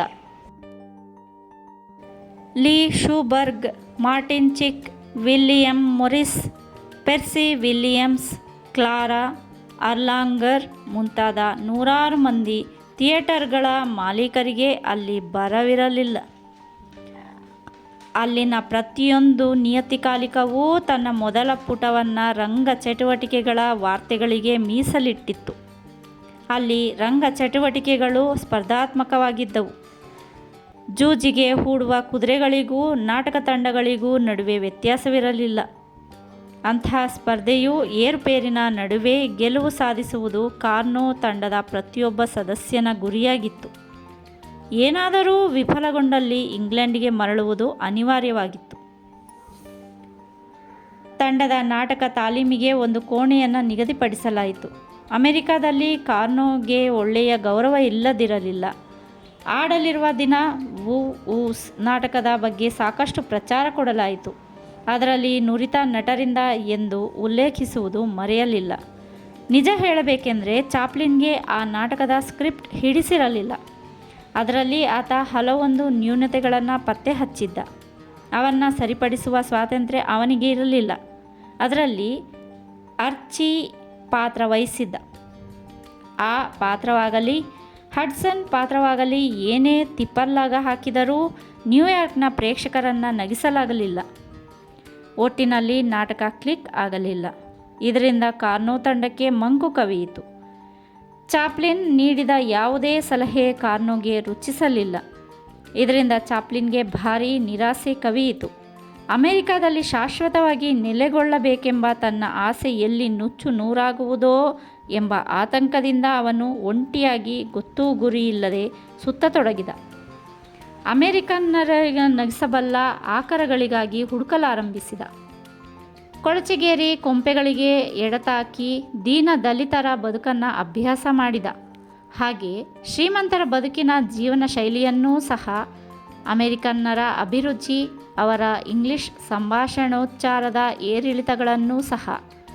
ಗುಜರಿ ಪುಸ್ತಕದಂಗಡಿಗಳಿಗೆ ಹೋಗಿ ಕಲೋಗ್ ರ ಕೆಟರಿಕ್ ಎಂಬ ಲ್ಯಾಟಿನ್ ಇಂಗ್ಲಿಷ್ ವ್ಯಾಕರಣ ಪುಸ್ತಕ ಸಹಿತ ಕೆಲವು ಪುಸ್ತಕಗಳನ್ನು ಕೊಂಡೊಯ್ದು ವಿದ್ಯಾರ್ಥಿ ಥರ ಅಭ್ಯಾಸ ಮಾಡಲು ಪ್ರಯತ್ನಿಸಿದ. ಅವು ತಲೆ ತಿಂದ ಕಾರಣಕ್ಕೆ ಅವನ್ನೆಲ್ಲ ಟ್ರಂಕಿಗೆ ತಳ್ಳಿ ಸಮಾಧಾನದ ಉಸಿರು ಬಿಟ್ಟ. ಕಾರ್ನೋ ತಂಡದ ನಾಟಕ ಪ್ರದರ್ಶನಗಳು ನಿರೀಕ್ಷಿಸಿದಂತೆ ಜನರನ್ನು ಆಕರ್ಷಿಸಲು ವಿಫಲಗೊಂಡರೂ ಚಾಪ್ಲಿನ್ನ ನಟನಾ ಕೌಶಲ್ಯವನ್ನು ಕೆಲವು ಪ್ರಮುಖರು ಹೊಗಳದೇ ಇರಲಿಲ್ಲ. ಅಮೆರಿಕಕ್ಕೆ ಸಾಂಸ್ಕೃತಿಕವಾಗಿ ಏನಾದರೂ ಮಾಡಬಲ್ಲ ಇಂಗ್ಲಿಷ್ ಹಾಸ್ಯ ನಟನೊಬ್ಬ ಅಮೆರಿಕದಲ್ಲಿದ್ದಾನೆ ಎಂದು ಕೆಲವರು ಪ್ರಶಂಸಿಸಿದರು. ಇನ್ನೇನು, ಎಲ್ಲರೂ ಗಂಟು ಮೂಟೆ ಕಟ್ಟಿಕೊಂಡು ಹೊರಡಬೇಕೆನ್ನುವಾಗ 5ನೇ ಅವೆನ್ಯೂ ಥಿಯೇಟರ್ನಲ್ಲಿ ನಾಟಕವನ್ನು ಪ್ರದರ್ಶಿಸಲಾಯಿತು. ಬಹುಸಂಖ್ಯಾತ ಇಂಗ್ಲಿಷ್ ಪ್ರೇಕ್ಷಕರು ನಾಟಕದ ಪ್ರತಿ ಸನ್ನಿವೇಶವನ್ನು ಉತ್ಕಟವಾಗಿ ಆನಂದಿಸಿದರು. ಪ್ರಹಸನದ ಪ್ರತಿಯೊಂದು ಹಾಸ್ಯ ಚಟಾಕಿಗೆ ಹೊಟ್ಟೆ ಹುಣ್ಣಾಗುವಂತೆ ನಕ್ಕರು.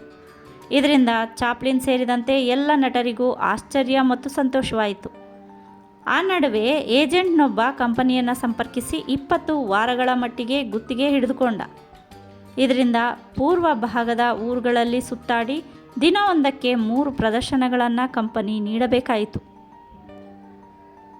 ಅತಂತ್ರ ಸ್ಥಿತಿ ನಡುವೆ ಕಂಪನಿಯ ನಟರು ಅಲ್ಲಿ ದಿನಗಳನ್ನು ದೂಡುವುದು ಕಷ್ಟಕರವಾಗಿರಲಿಲ್ಲ ಎಂಬುದೇ ಸಮಾಧಾನಕರ ಅಂಶ. ಹೋಟೆಲ್ನಲ್ಲಿ ರೂಮ್ ಬಾಡಿಗೆ, ಊಟ, ತಿಂಡಿಗಳಿತ್ಯಾದಿ ಸೌಲಭ್ಯಗಳು ಬಹಳ ಕಡಿಮೆ ದರಕ್ಕೆ ದೊರಕುತ್ತಿದ್ದವು. ಕಂಪನಿಯ 15 ಅಥವಾ ಅದಕ್ಕಿಂತ ಹೆಚ್ಚು ಸದಸ್ಯರು ತಮ್ಮ ದೈನಂದಿನ ಮಿತವ್ಯಯ ತೆಗೆದು ತಮ್ಮ ತಮ್ಮ ಸಂಪಾದನೆಯಲ್ಲಿ ಉಳಿತಾಯ ಯೋಜನೆಗೆಂದು ತೆಗೆದಿರಿಸುತ್ತಿದ್ದರು. ಉಳಿತಾಯದ ವಿಷಯದಲ್ಲಿ ಚಾಪ್ಲಿನ್ ಸಹ ಹಿಂದೆ ಬೀಳಲಿಲ್ಲ. ತನ್ನ ವಾರದ ಆದಾಯವಾದ $75 ಪೈಕಿ 3/4 ಭಾಗದಷ್ಟು ಹಣವನ್ನು ಮ್ಯಾನ್ಹ್ಯಾಟನ್ ಬ್ಯಾಂಕಿನಲ್ಲಿ ಉಳಿತಾಯ ಖಾತೆಯಲ್ಲಿ ಜಮಾ ಮಾಡುತ್ತಿದ್ದನು. ಅವನ ಪ್ರವಾಸದುದ್ದಕ್ಕೂ ತನ್ನ ಟೆಕ್ಸಾಸ್ ಗೆಳೆಯನೊಂದಿಗೆ ಭವಿಷ್ಯದ ಹೊಸ ಹೊಸ ಸಾಧ್ಯತೆಗಳನ್ನು ಕುರಿತು, ಕನಸುಗಳನ್ನು ನನಸಾಗಿಸುವ ಕುರಿತು ಚರ್ಚಿಸುತ್ತಿದ್ದನು. ಉದಾಹರಣೆಗೆ, ಅವುಗಳ ಪೈಕಿ ಹಂದಿ ಸಾಕಾಣಿಕೆಯೂ ಒಂದಾಗಿತ್ತು.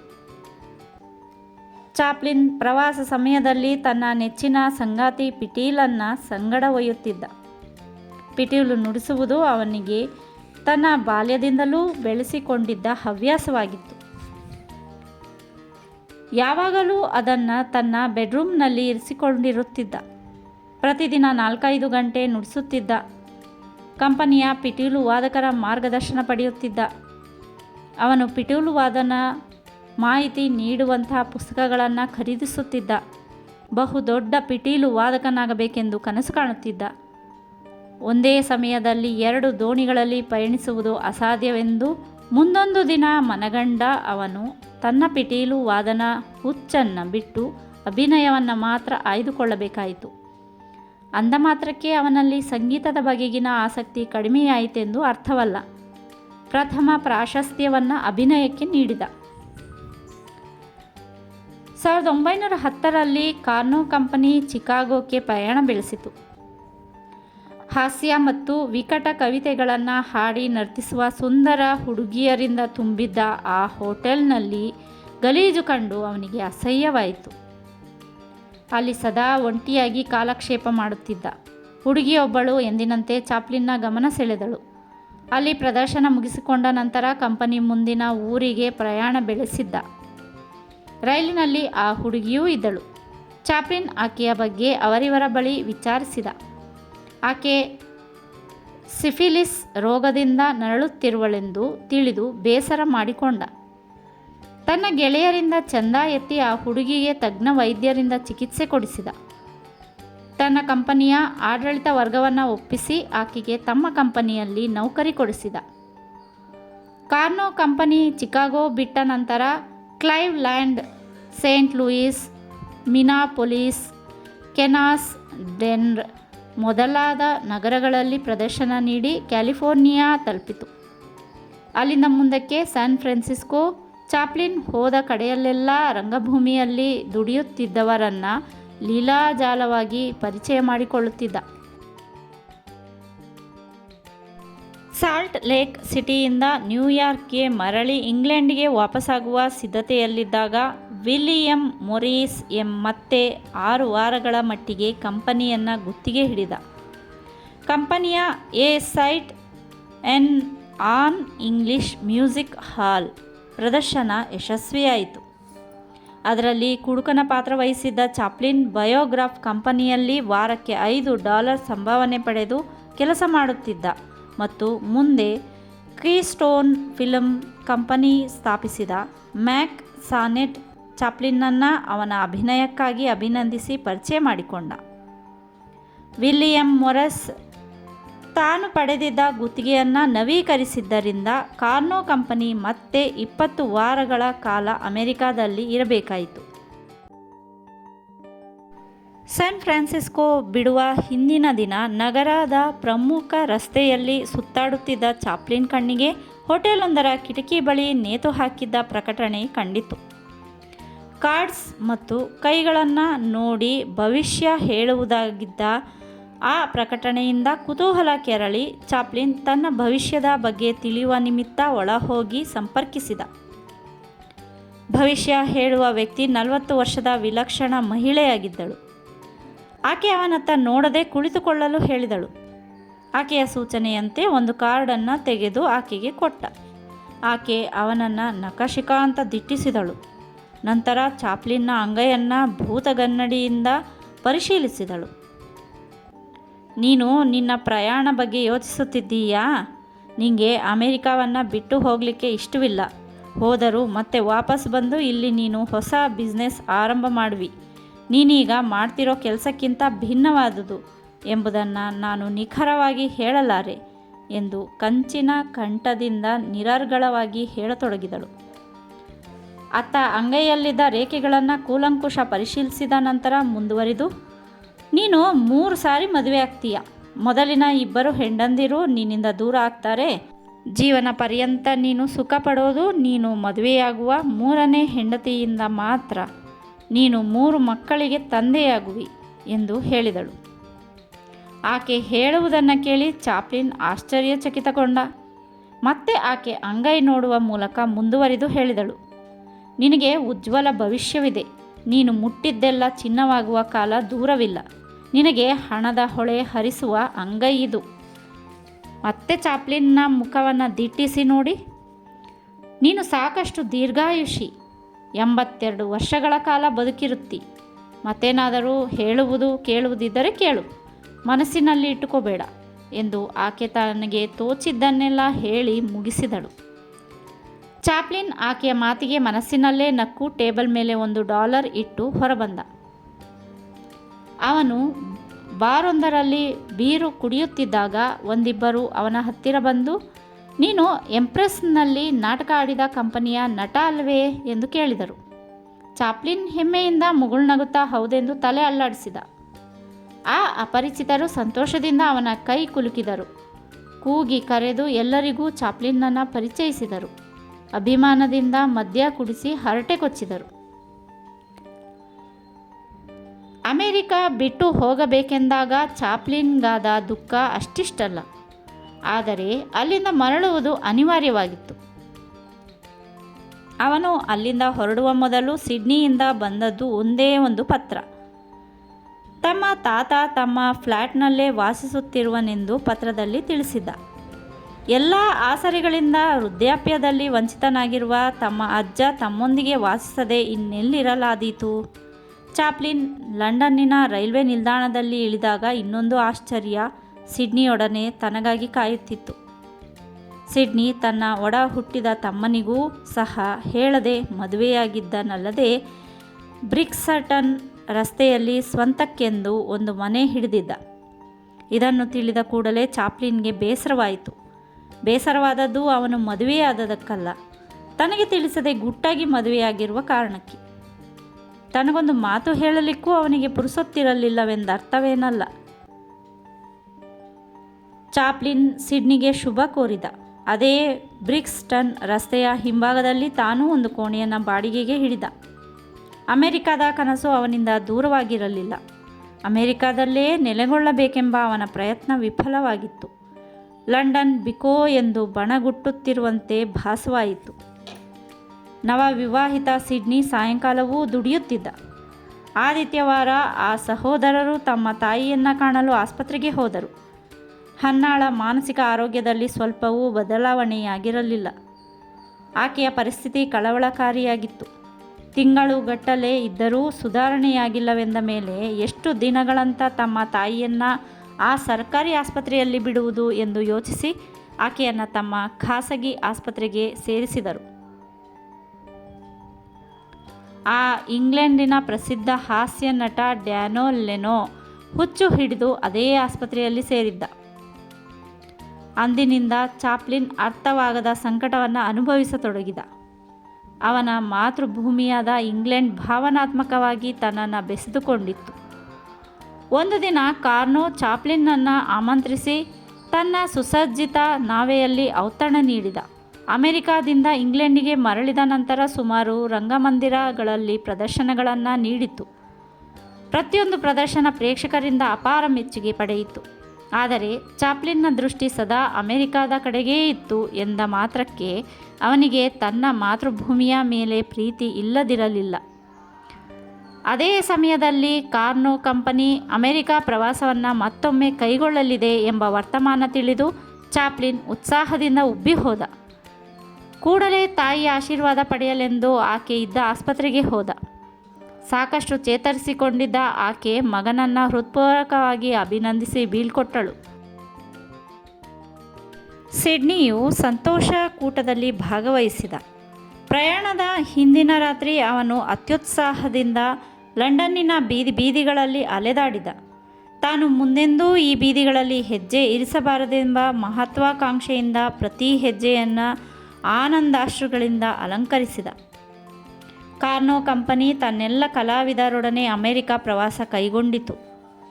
ಅಮೆರಿಕ ತಲುಪಿದ ಕಂಪನಿ ನ್ಯೂಯಾರ್ಕ್ ಮೂಲದ ಒಲಿಂಪಿಯಾ ಸೇರಿಕೊಂಡಿತು. ಚಾಪ್ಲಿನ್ ತನ್ನ ಅಮೆರಿಕದ ಗೆಳೆಯರನ್ನೆಲ್ಲ ನೆನಪಿಸಿಕೊಂಡ.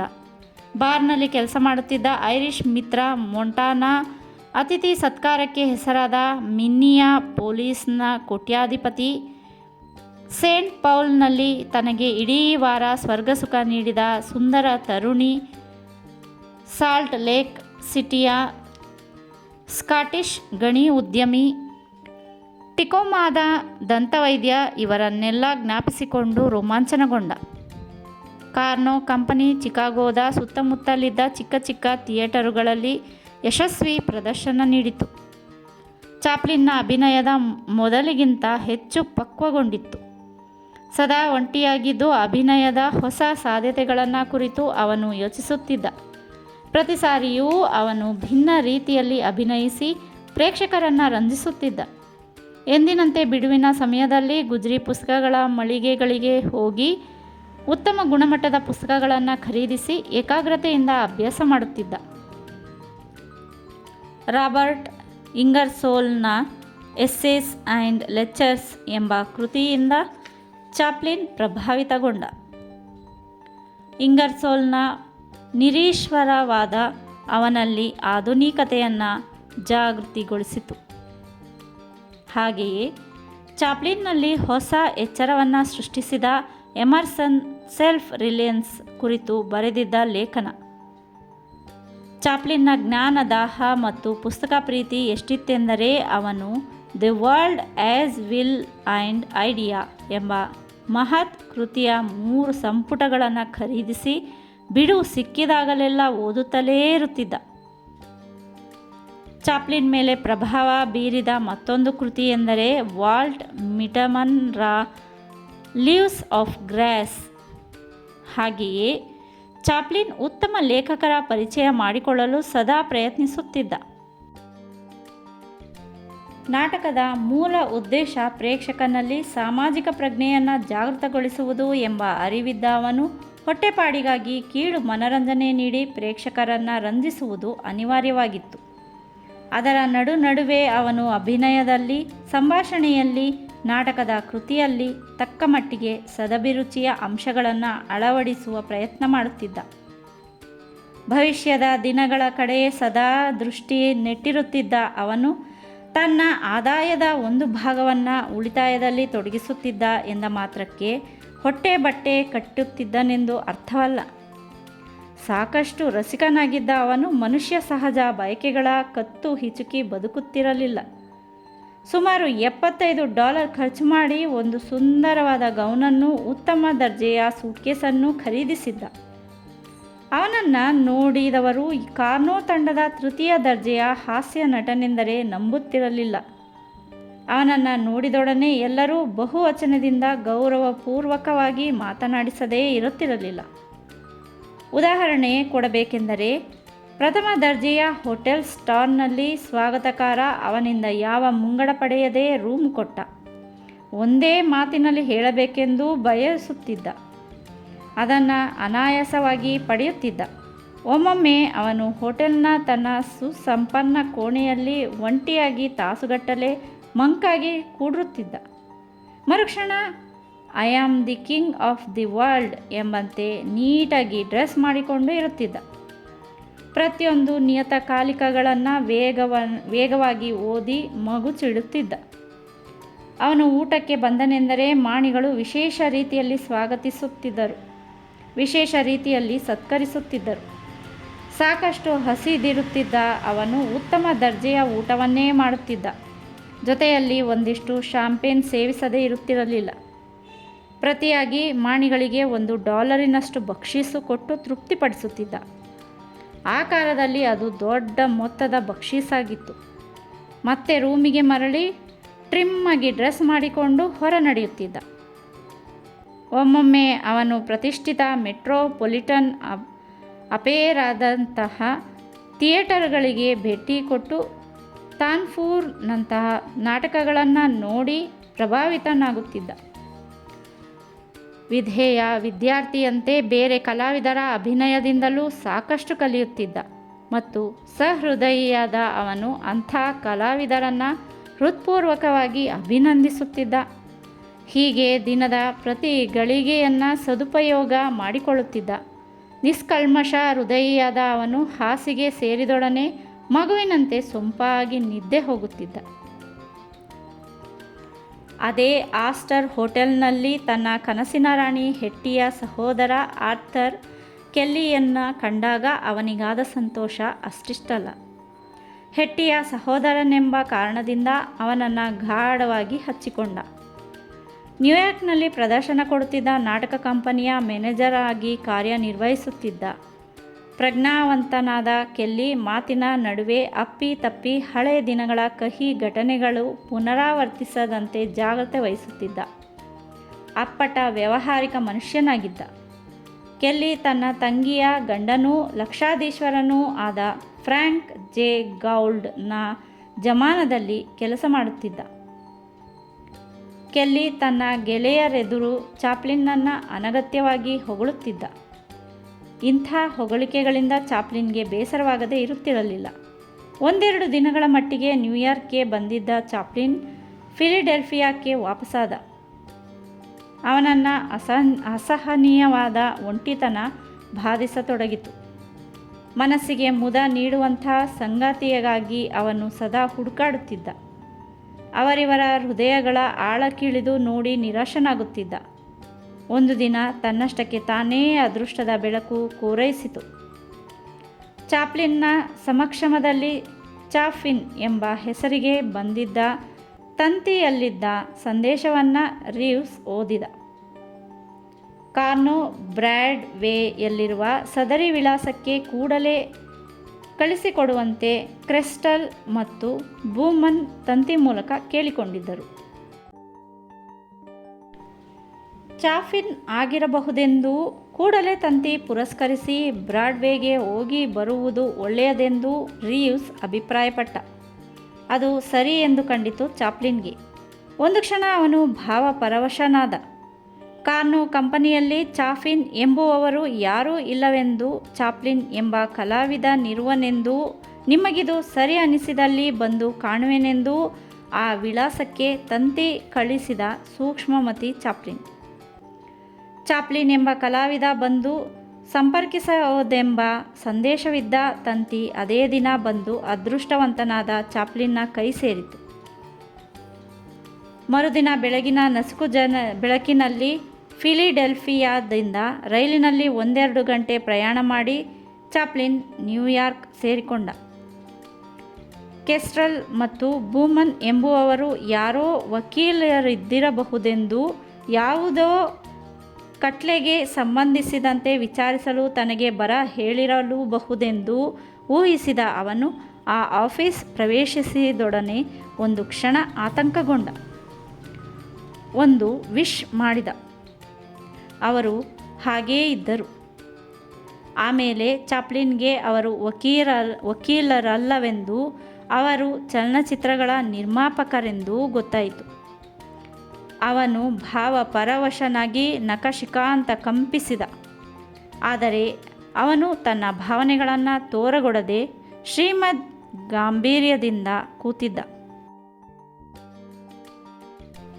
ಕಾರ್ನೋದಂಥ ಬಡಪಾಯಿ ಕಂಪನಿಯಲ್ಲಿರುವ ತಾನು ಇವರಿಗೆ ಗೋಚರಿಸಿದ ಬಗೆಯಾದರೂ ಹೇಗೆ ಎಂದು ಅವನು ಯೋಚಿಸಿದ. ಕಲಾವಿದನ ಪ್ರತಿಭೆಗೆ ಯಾರೂ ಸಂಕೋಲೆ ತೊಡಿಸಿ ಮೂಲೆಗುಂಪು ಮಾಡಲು ಸಾಧ್ಯವಿಲ್ಲ. 1 ವರ್ಷದ ಹಿಂದೆ ಕಾರ್ನೋ ಕಂಪನಿ ನ್ಯೂಯಾರ್ಕ್ನ 42ನೇ ರಸ್ತೆಯಲ್ಲಿನ ಅಮೆರಿಕನ್ ಮ್ಯೂಸಿಕ್ ಹಾಲ್ನಲ್ಲಿ a night in an English music hall ಎಂಬ ಒಂದು ಪ್ರಹಸನದ ಪ್ರದರ್ಶನ ನೀಡಿದ್ದು ಸರಿಯಷ್ಟೇ.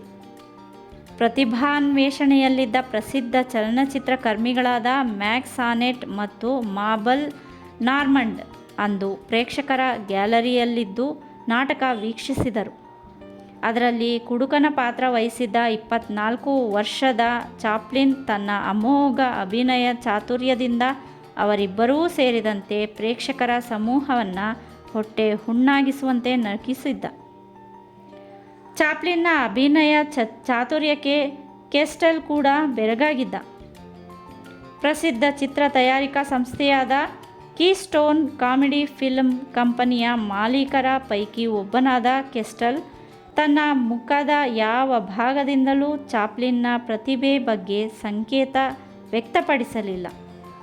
ಚಾಪ್ಲಿನ್ ಕೂಡ ಅಷ್ಟೇ.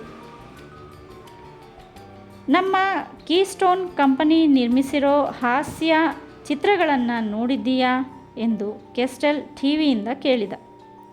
ಓ ಎಸ್, ಎಷ್ಟೋ ಫಿಲಮ್ಸ್ ನೋಡಿದ್ದೀನಿ ಎಂದು ಉತ್ತರಿಸಿದ ಚಾಪ್ಲಿನ್ ಗತ್ತಿನಿಂದ.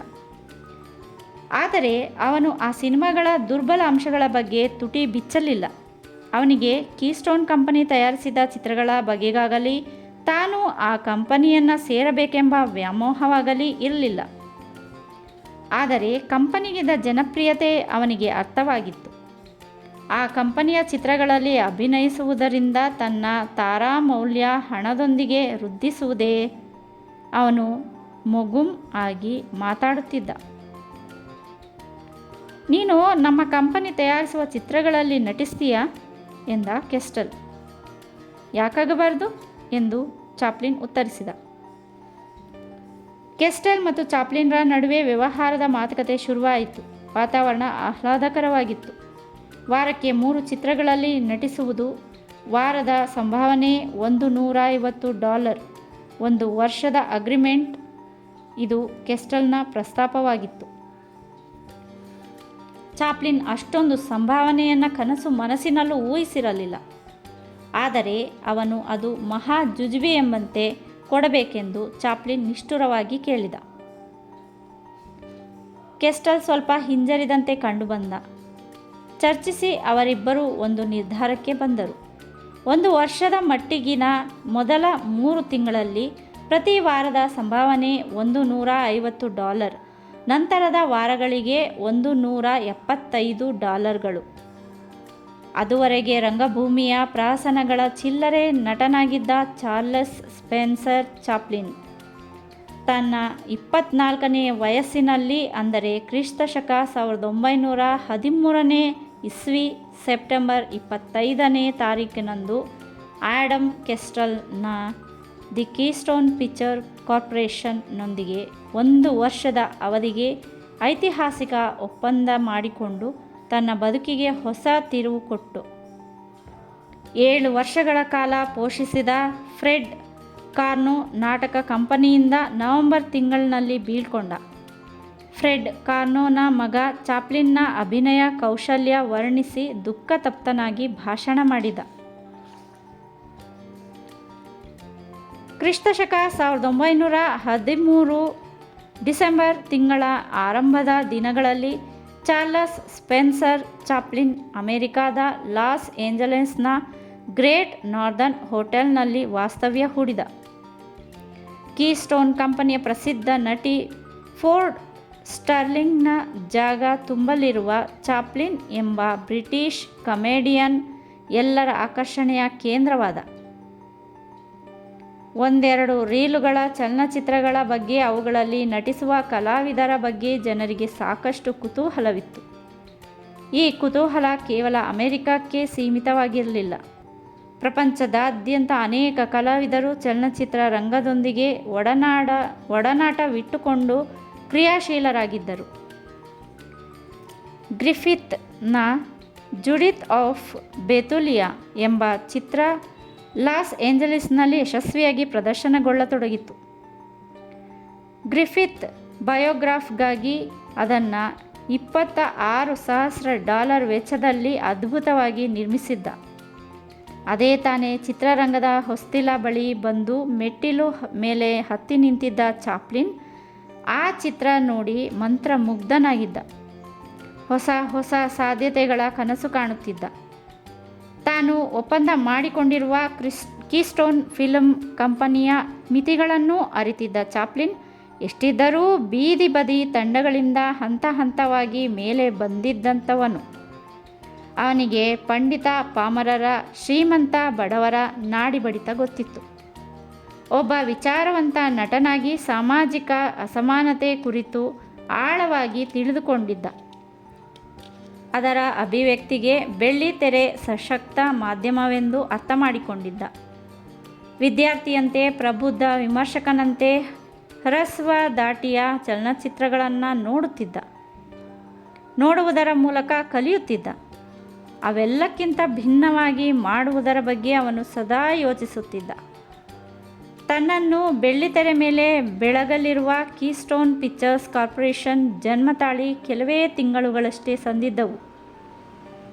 ಕೀಸ್ಟೋನ್ ಫಿಲ್ಮ್ಸ್ ಕಂಪನಿ ಕ್ರಿಸ್ತಶಕ 1912ರ ಸೆಪ್ಟೆಂಬರ್ ತಿಂಗಳಿನಲ್ಲಿ ಬಿಡುಗಡೆ ಮಾಡಿದ ಕ್ವಶನ್ ಕಲೆಕ್ಟ್ಸ್ ಎ ಡೆಬ್ಟ್ ಆ್ಯಂಡ್ ಮತ್ತು ದ ವಾಟರ್ ನಿಂಫ್ ಎಂಬ 2 ಲಘು ಪ್ರಹಸನದ ಕಿರುಚಿತ್ರಗಳು ಅಪಾರ ಜನಮನ್ನಣೆಯನ್ನು ಗಳಿಸಿದ್ದವು. ಆದ್ದರಿಂದ ಕೀಸ್ಟೋನ್ ಕಂಪನಿ ಹೊಸ ಹುರುಪಿನಿಂದ ಚಟುವಟಿಕೆ ಆರಂಭಿಸಿತ್ತು. ವಿಶಿಷ್ಟ ಹಾಸ್ಯಪೂರ್ಣ ನಟ ಫೋರ್ಡ್ ಸ್ಟೆರ್ಲಿಂಗ್ನ ಜಾಗಕ್ಕೆ ಪರ್ಯಾಯವಾಗಿ ಚಾಪ್ಲಿನ್ನನ್ನು ಕೆಸ್ಟಲ್ ಮತ್ತು ಬೂಮನ್ರವರು ಆಯ್ಕೆ ಮಾಡಿದರು. ಗ್ರೇಟ್ ನಾರ್ದರ್ನ್ನ ಚಿಕ್ಕ ಹೋಟೆಲ್ನಲ್ಲಿ ಇಳಿದುಕೊಂಡಿದ್ದ ಚಾಪ್ಲಿನ್ ಸಿನಿಮಾ ಮಂದಿಯ ಚಟುವಟಿಕೆಗಳನ್ನು ನೋಡುತ್ತಾ 1-2 ದಿನಗಳಲ್ಲಿ ಸೆನೆಟ್ ಚಾಪ್ಲಿನ್ನನ್ನು ನೋಡಿ, ಇನ್ನೂ ಯುವಕನಿದ್ದೀಯಲ್ಲ, ನಿಂಗೆ ತುಂಬ ವಯಸ್ಸಾಗಿರ್ಬೋದು ಅಂದುಕೊಂಡಿದ್ದೆ ಎಂದು ಆಶ್ಚರ್ಯ ವ್ಯಕ್ತಪಡಿಸಿದ. ಆತನ ಮಾತಿನಿಂದ ಚಾಪ್ಲಿನ್ಗೆ ಒಂದು ರೀತಿಯ ಮುಜುಗರವಾಯಿತು. ಅವನು ಕೂಡಲೇ, ಮೇಕಪ್ ಮಾಡಿಕೊಂಡ್ರೆ ನಾನು ನಿಮ್ಮೆಲ್ಲರಿಗಿಂತ ವಯಸ್ಸಾದವನಂತೆ ಕಾಣಬಲ್ಲೆ ಎಂದು ಹೇಳಿದ. ಆಗ ಸೆನೆಟ್ನ ಹಾಸ್ಯ ಕಲಾವಿದರ ಪೈಕಿ ಫ್ರೆಡ್ ಮ್ಯಾಕ್ಗೆ 50 ವರ್ಷ ವಯಸ್ಸಾಗಿದ್ದರೆ ಫೋರ್ಡ್ ಸ್ಟೆರ್ಲಿಂಗ್ ಆಗಲೇ 40 ದಾಟಿದ್ದ. ಚಾಪ್ಲಿನ್ನ ಉತ್ತರದಿಂದ ತುಸು ಗಲಿಬಿಲಿಗೊಂಡವಳಂತೆ ಕಂಡುಬಂದ ಮಾಬೆಲ್ ನಾರ್ಮಂಡ್ ಎದುರಿಗಿದ್ದ ಕನ್ನಡಿಯಲ್ಲಿ ತನ್ನ ಪ್ರತಿಬಿಂಬ ನೋಡಿ ಸಮಾಧಾನದ ಉಸಿರು ಬಿಟ್ಟಳು. ಚಾಪ್ಲಿನ್ನ ಅಭಿಮಾನಿಯಾಗಿದ್ದ ಆಕೆಯಲ್ಲಿ ಅಹಂಕಾರ ಎಳ್ಳಷ್ಟೂ ಇರಲಿಲ್ಲ. ಸೆನೆಟ್ನ ನಿರ್ಲಕ್ಷ್ಯದ ಬಗ್ಗೆ ಚಾಪ್ಲಿನ್ಗೆ ಬೇಸರವಾಗಿತ್ತು. ಸುಮ್ಮನೆ ತಿಂದುಂಡು ತಿರುಗಾಡಿ ಕಾಲಕ್ಷೇಪ ಮಾಡುವುದು ಅವನ ಜಾಯಮಾನವಾಗಿರಲಿಲ್ಲ. ಆದರೆ ಹೊಸ ಚಿತ್ರ ಆರಂಭಿಸುವ ಸಿದ್ಧತೆಯಲ್ಲಿ ಸೆನೆಟ್ ಇರಲಿಲ್ಲ. ಎಡೆನ್ಡಲ್ನಲ್ಲಿರುವ ಸ್ಟುಡಿಯೋಕ್ಕೆ ಬಂದು ಅಲ್ಲಿಯ ಜನರೊಂದಿಗೆ ಪರಿಚಯ ಮಾಡಿಕೊಳ್ಳುವಂತೆ ಸೂಚಿಸಿ ತನ್ನ ದುಬಾರಿ ಕಾರಿನಲ್ಲಿ ಅವನನ್ನು ಹೋಟೆಲ್ಲಿಗೆ ಡ್ರಾಪ್ ಕೊಟ್ಟ. ಮರುದಿನ ಬೆಳಗ್ಗೆ ಚಾಪ್ಲಿನ್ ಅದೇ ಕಾರಿನಲ್ಲಿ ಲಾಸ್ ಏಂಜಲ್ಸ್ ಪ್ರದೇಶದಲ್ಲಿ ಎಡೆನ್ಡಲ್ಗೆ ಹೋದ. ಅದು ಮೊದಲೇ ಅಡ್ಡಾದಿಡ್ಡಿ ಬೆಳೆದಿದ್ದ ಉಪನಗರ. 150 ಅಡಿ ವಿಸ್ತೀರ್ಣದ ಆ ಸ್ಟುಡಿಯೋ ಕಟ್ಟಡ ಅಷ್ಟೇನೂ ಆಕರ್ಷಕವಾಗಿರಲಿಲ್ಲ. ಅದು ಎಡೆನ್ಡಲ್ ಪ್ರದೇಶದ ಪ್ರತಿಬಿಂಬದಂತಿತ್ತು. ಅದರ ಹೊರ ಬಾಗಿಲಲ್ಲಿ ನಿಂತು ಹಿಂದಕ್ಕೂ ಮುಂದಕ್ಕೂ ನೋಡಿದ. ಒಳಗೆ ಹೋಗುವುದೋ ಬೇಡವೋ ಎಂದು ಒಂದು ಕ್ಷಣ ಬೇಸರದಿಂದ ಯೋಚಿಸಿದ. ಅದು ಊಟದ ಸಮಯವಾಗಿದ್ದರಿಂದ ಕಲಾವಿದರು ತಮ್ಮ ತಮ್ಮ ಮೇಕಪ್ಪಿನೊಡನೆ ಆ ಹಳೆಯ ಕಟ್ಟಡದ ಒಳ ಹೊರಗೂ ಅಡ್ಡಾಡುತ್ತಿದ್ದರು. ಅವರ ನಡುವೆ ಕೀಸ್ಟೋನ್ ಕಂಪನಿಯ ಸಮವಸ್ತ್ರಧಾರಿಗಳು ಇಲ್ಲದಿರಲಿಲ್ಲ.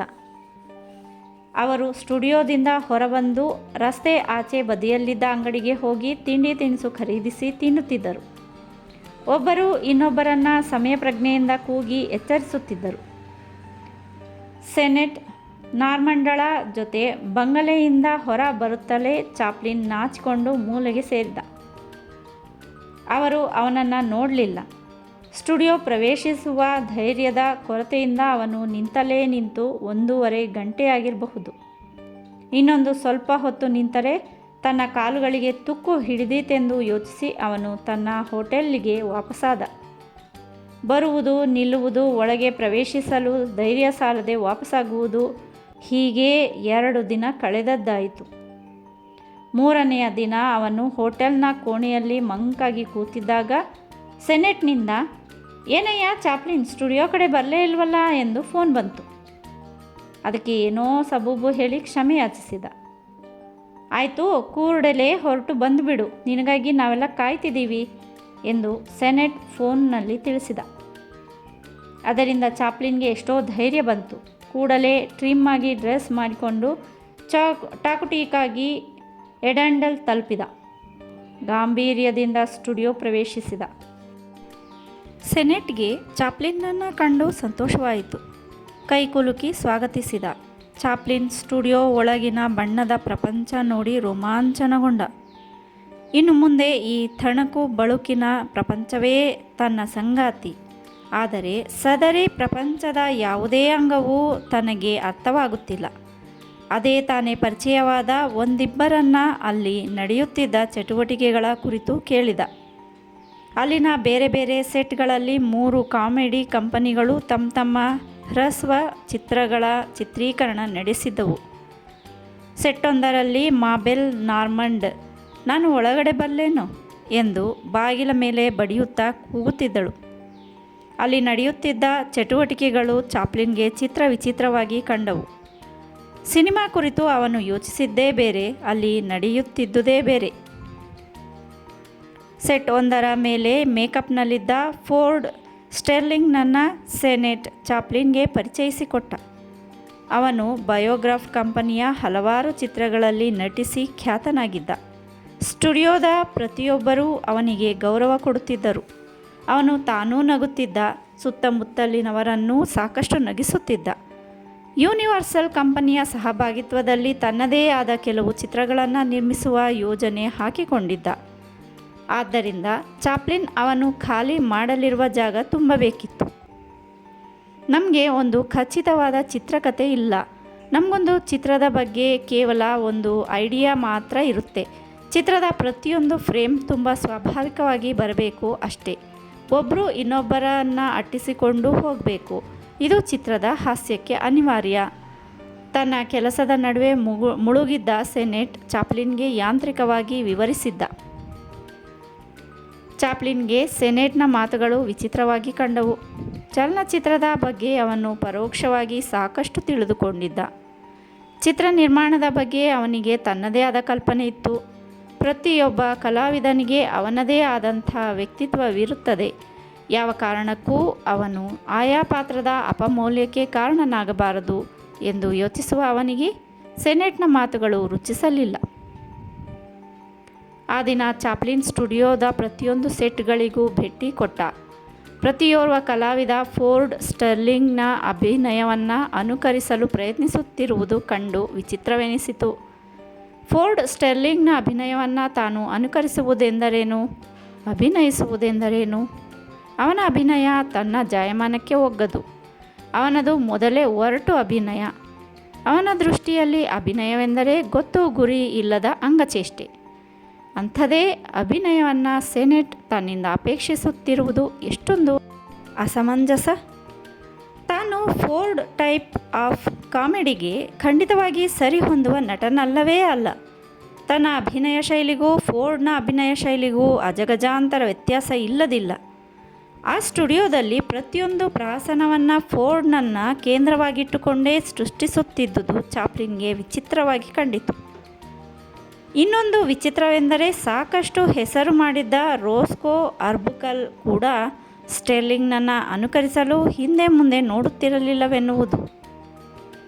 ಚಾಪ್ಲಿನ್ ಅರ್ಥವಾಗದ ಚಿಂತೆಯಲ್ಲಿ ಅತ್ತಿಂದಿತ್ತ ಇತ್ತಿಂದತ್ತ ಸುಳಿದಾಡುತ್ತಾ ನಟ ನಟಿಯರ ನಡವಳಿಕೆಯನ್ನು ಗಮನಿಸುತ್ತಾ ತಿರುಗಾಡಿದ. ಮಾಬೆಲ್ ನಾರ್ಮಂಡ್ಲಂತೂ ಸುಂದರಿಯರ ನಡುವೆ ಅಪ್ಸರೆಯಂತೆ ಗೋಚರಿಸುತ್ತಿದ್ದುದೇ ಸಮಾಧಾನಕರ ಅಂಶವಾಗಿತ್ತು. ಆದರೆ ಅದೇ ಸಮಾಧಾನ ಬಹಳ ಹೊತ್ತು ಇರುತ್ತಿರಲಿಲ್ಲ. ಹೋಗುವಾಗ ಬರುವಾಗ ಸೆನೆಟ್ ಮಂಕಾಗಿರುತ್ತಿದ್ದ. ಚಾಪ್ಲಿನ್ ಕಡೆ ನೋಡುತ್ತಿದ್ದ, ಮಾತಾಡಿಸುತ್ತಿದ್ದ. ಮುಗುಳ್ನಗೆಯ ಮೂಲಕ ಅವನಲ್ಲಿ ಆತ್ಮವಿಶ್ವಾಸ ಸೃಷ್ಟಿಸಲು ಪ್ರಯತ್ನಿಸುತ್ತಿದ್ದ. ಫೋರ್ಡ್ ಸ್ಟೆರ್ಲಿಂಗ್ನ ಜಾಗವನ್ನು ಹೇಗೆ ಭರ್ತಿ ಮಾಡುವುದೆಂಬ ಚಿಂತೆಯಲ್ಲಿದ್ದ ಚಾಪ್ಲಿನ್ಗೆ ಹಣದ ಅಡಚಣೆ ಇರಬಹುದೆಂದು ಅನ್ಯಥಾ ಭಾವಿಸಿದ ಸೆನೆಟ್ ಕಕ್ಕುಲಾತಿ ತುಂಬಿದ ಧ್ವನಿಯಲ್ಲಿ, ಚಾಪ್ಲಿನ್, ಆಫೀಸ್ಗೆ ಹೋಗಿ ನಿನ್ನ ಸಂಭಾವನೆಯ ಹಣದ ಚೆಕ್ ತಗೋ ಎಂದು ಹೇಳಿದ. ಅದನ್ನು ಕೇಳಿ ಚಾಪ್ಲಿನ್ಗೆ ಹೊಟ್ಟೆಯಲ್ಲಿ ಹುಣಸೆ ಹಣ್ಣು ತೊಳಸಿದಂತಾಯಿತು. ಮಿಸ್ಟರ್ ಸೆನೆಟ್, ನನಗೆ ಸದ್ಯ ಹಣದ ಅಗತ್ಯ ಇಲ್ಲ. ನನಗೆ ಕೆಲಸ ಮಾಡಬೇಕೆಂಬ ಆಸೆ ತುಂಬ ಇದೆ. ಮುಖ್ಯವಾಗಿ ಫೋರ್ಡ್ ಸ್ಟೆರ್ಲಿಂಗ್ ಮಹಾಶಯನ ಅನುಕರಣೆ ಕುರಿತು ಚರ್ಚಿಸಬೇಕಿದೆ. ಅವಕಾಶ ಮಾಡಿಕೊಡ್ತೀರಾ ಎಂದು ಆತುರತೆಯಿಂದ ಕೇಳಿದ ಚಾಪ್ಲಿನ್. ಅದನ್ನು ಕೇಳಿ ಸೆನೆಟ್ಗೆ ನಗು ಬಂತು. ಅದಕ್ಯಾಕೆ ಅಷ್ಟು ಚಿಂತೆ ಮಾಡ್ತಿದೀಯಾ ಹುಚ್ಚಪ್ಪ? ಒಂದು ರೌಂಡ್ ಕೂತು ಮಾತಾಡೋಣವಂತೆ, ಯಾಕೆಷ್ಟು ಅವಸರ ಎಂದು ಪ್ರೀತಿಯಿಂದ ಚಾಪ್ಲಿನ್ನ ಬೆನ್ನು ದಡವಿ ಕೇಳಿದ. ಇಡೀ 9 ದಿನ ಚಾಪ್ಲಿನ್ ಮಾಡಲಿಕ್ಕೊಂಚೂರೂ ಕೆಲಸವಿಲ್ಲದೆ ಅಲೆದಾಡಬೇಕಾಗಿ ಬಂತು. ಆಗೊಮ್ಮೆ ಈಗೊಮ್ಮೆ ಮಾತಾಡಿಸುತ್ತಿದ್ದ ಫೋರ್ಡ್ ತನ್ನ ಕಾರಿನಲ್ಲಿ ಚಾಪ್ಲಿನ್ನನ್ನು ಕರೆದೊಯ್ದ. ದಾರಿಯಲ್ಲಿ ಅನೇಕ ಸಂಗತಿಗಳನ್ನು ಹೇಳಿದ. ಅಭಿನಯ ಕುರಿತು, ಸಿನಿಮಾ ತಂತ್ರಜ್ಞಾನ ಕುರಿತು ಪ್ರೀತಿಯಿಂದ ಮಾತಾಡಿದ. ಚಾಪ್ಲಿನ್ನನ್ನು ತನ್ನ ಮಾಮೂಲು ಸ್ಥಳವಾದ ಅಲೆಕ್ಸಾಂಡ್ರಿಯಾ ಬಾರ್ಗೆ ಕರೆದೊಯ್ದ. ಅಲ್ಲಿ ಫೋರ್ಡ್ಗೆ ಮಿತ್ರರ ಬರವಿರಲಿಲ್ಲ. ಅವರೆಲ್ಲರಿಗೆ ಚಾಪ್ಲಿನ್ನನ್ನು ಪರಿಚಯ ಮಾಡಿಕೊಟ್ಟ.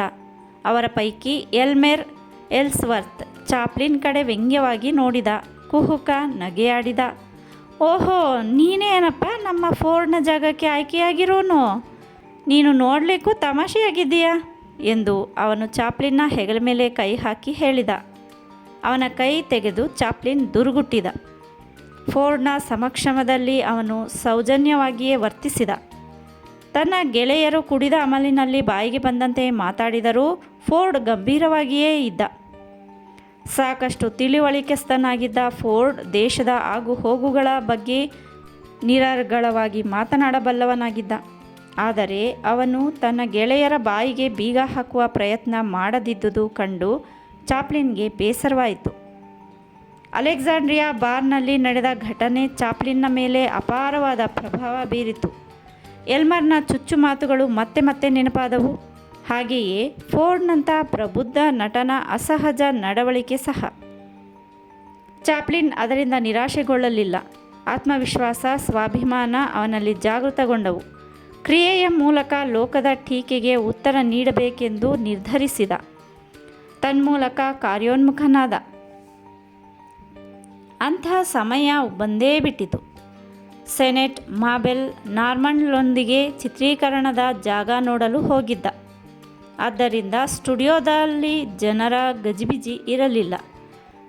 ಕೀಸ್ಟೋನ್ ಕಂಪನಿಯ ಉತ್ತಮ ನಿರ್ದೇಶಕರಲ್ಲಿ ಒಬ್ಬನಾದ ಹೆನ್ರಿ ಲೆಹ್ರಮ್ಯಾನ್ ತನ್ನ ಹೊಸ ಚಿತ್ರದ ನಿರ್ಮಾಣದಲ್ಲಿ ತಲ್ಲೀನನಾಗಿದ್ದ. ತನ್ನ ಹೊಸ ಚಿತ್ರದಲ್ಲಿ ಪತ್ರಕರ್ತನ ಪಾತ್ರಕ್ಕೆ ಚಾಪ್ಲಿನ್ನನ್ನು ಆಯ್ಕೆ ಮಾಡಿದ. ಲೆಹ್ರಮ್ಯಾನ್ ಕಲಾವಿದರ ಬಗ್ಗೆ ಗೌರವವಿರಲಿಲ್ಲ. ತಾಂತ್ರಿಕತೆ ಮತ್ತು ಪರಿಣಾಮಕಾರಿ ಸಂಕಲನದಿಂದ ಒಂದು ಚಿತ್ರವನ್ನು ಜನಪ್ರಿಯಗೊಳಿಸಬಹುದೆಂಬುದು ಅವನ ತರ್ಕವಾಗಿತ್ತು. ಅವನು ನಿರ್ದೇಶಿಸಿದ ದಿ ಗ್ಯಾಂಗ್ಸ್ಟರ್ ಎಂಬ ಕಿರುಚಿತ್ರ ನಿರೀಕ್ಷೆಗೂ ಮೀರಿ ಬಾಕ್ಸ್ ಆಫೀಸ್ ಕೊಳ್ಳೆ ಹೊಡೆದಿತ್ತು. ಆ ಯಶಸ್ಸಿನ ಅಮಲಿನಲ್ಲಿದ್ದ ಅವನು ಯಾವುದೇ ಲಿಖಿತ ಕಥಾ ಸಾಮಗ್ರಿ ಇಲ್ಲದೆ ಚಿತ್ರ ಶುರು ಮಾಡಲು ಯೋಜನೆಯನ್ನು ಹಾಕಿಕೊಂಡಿದ್ದ. ಅವನು ತೆಗೆಯಬೇಕೆಂದಿದ್ದು ಮುದ್ರಣ ಯಂತ್ರದ ಬಗ್ಗೆ ಒಂದು ಡಾಕ್ಯುಮೆಂಟರಿ ಕಿರುಚಿತ್ರ. ಅದರ ಪ್ರತಿಯೊಂದು ಚೌಕಟ್ಟುಗಳಿಗೆ ಹಾಸ್ಯದ ಲೇಪನವಿರಬೇಕು ಎಂಬುದು. ಚಾಪ್ಲಿನ್ಗೆ ಅವನ ಬಗ್ಗೆ ಬಿಗುಮಾನವೇನೂ ಇರಲಿಲ್ಲ. ತಾವಿಬ್ಬರೂ ಸದರಿ ಕೀಸ್ಟೋನ್ ಕಂಪನಿಗೆ ಹೊಸಬರು. ಪರಸ್ಪರ ಅನುಭವ ವಿನಿಮಯ ಮಾಡಿಕೊಳ್ಳುತ್ತಿದ್ದರು. ಚಾಪ್ಲಿನ್ ಅವನ ಸಲಹೆಯಂತೆ ಉಡುಪು ಧರಿಸಿದ. ಜೊತೆಗೆ ಒಂದು ಎತ್ತರದ ಟೊಪ್ಪಿಗೆ, ಒಂದು ಜೊತೆ ಕೆಬರು ಮೀಸೆ, ಗಿಣಿ ಮೂಗಿನ ಕೆಳಗೆ. ಪತ್ರಿಕೆಯ ಸಂಪಾದಕನೊಡನೆ ಚಾಪ್ಲಿನ್ ಮಾತನಾಡುವುದರೊಂದಿಗೆ ಆರಂಭಗೊಂಡ ಚಿತ್ರೀಕರಣ ಕೇವಲ 3 ದಿನಗಳಲ್ಲಿ ಮುಕ್ತಾಯವಾಯಿತು. ಚಿತ್ರದ ಮೊದಲ ಪ್ರತಿ ನೋಡಿದೊಡನೆ ಚಾಪ್ಲಿನ್ ಪಾತಾಳಕ್ಕಿಳಿದು ಬಿಟ್ಟ. ಅವನ ಎಷ್ಟೋ ಹಾಸ್ಯ ಪ್ರಸಂಗಗಳನ್ನು ಸಂಕಲನಕಾರ ನಿರ್ದಯಿ ಕಟುಕನಂತೆ ಕಟ್ ಮಾಡಿ ಕಸದ ಪುಟ್ಟಿಗೆ ಎಸೆದು ಬಿಟ್ಟಿದ್ದ. ಅವನು ಯಾಕೆ ಹೀಗೆ ಮಾಡಿದನೆಂಬುದೇ ಅರ್ಥವಾಗಲಿಲ್ಲ. ಒಂದು ದಿನದ ನಂತರ ಲೊಕೇಶನ್ ಎಲ್ಲ ನೋಡಿಕೊಂಡು ಸೆನೆಟ್ ವಾಪಸ್ ಬಂದ. ಅವರು ಬಂದೊಡನೆ ಸ್ಟುಡಿಯೋ 3 ಸೆಟ್ಗಳು ಗಜಿಬಿಜಿಗುಟ್ಟತೊಡಗಿದವು.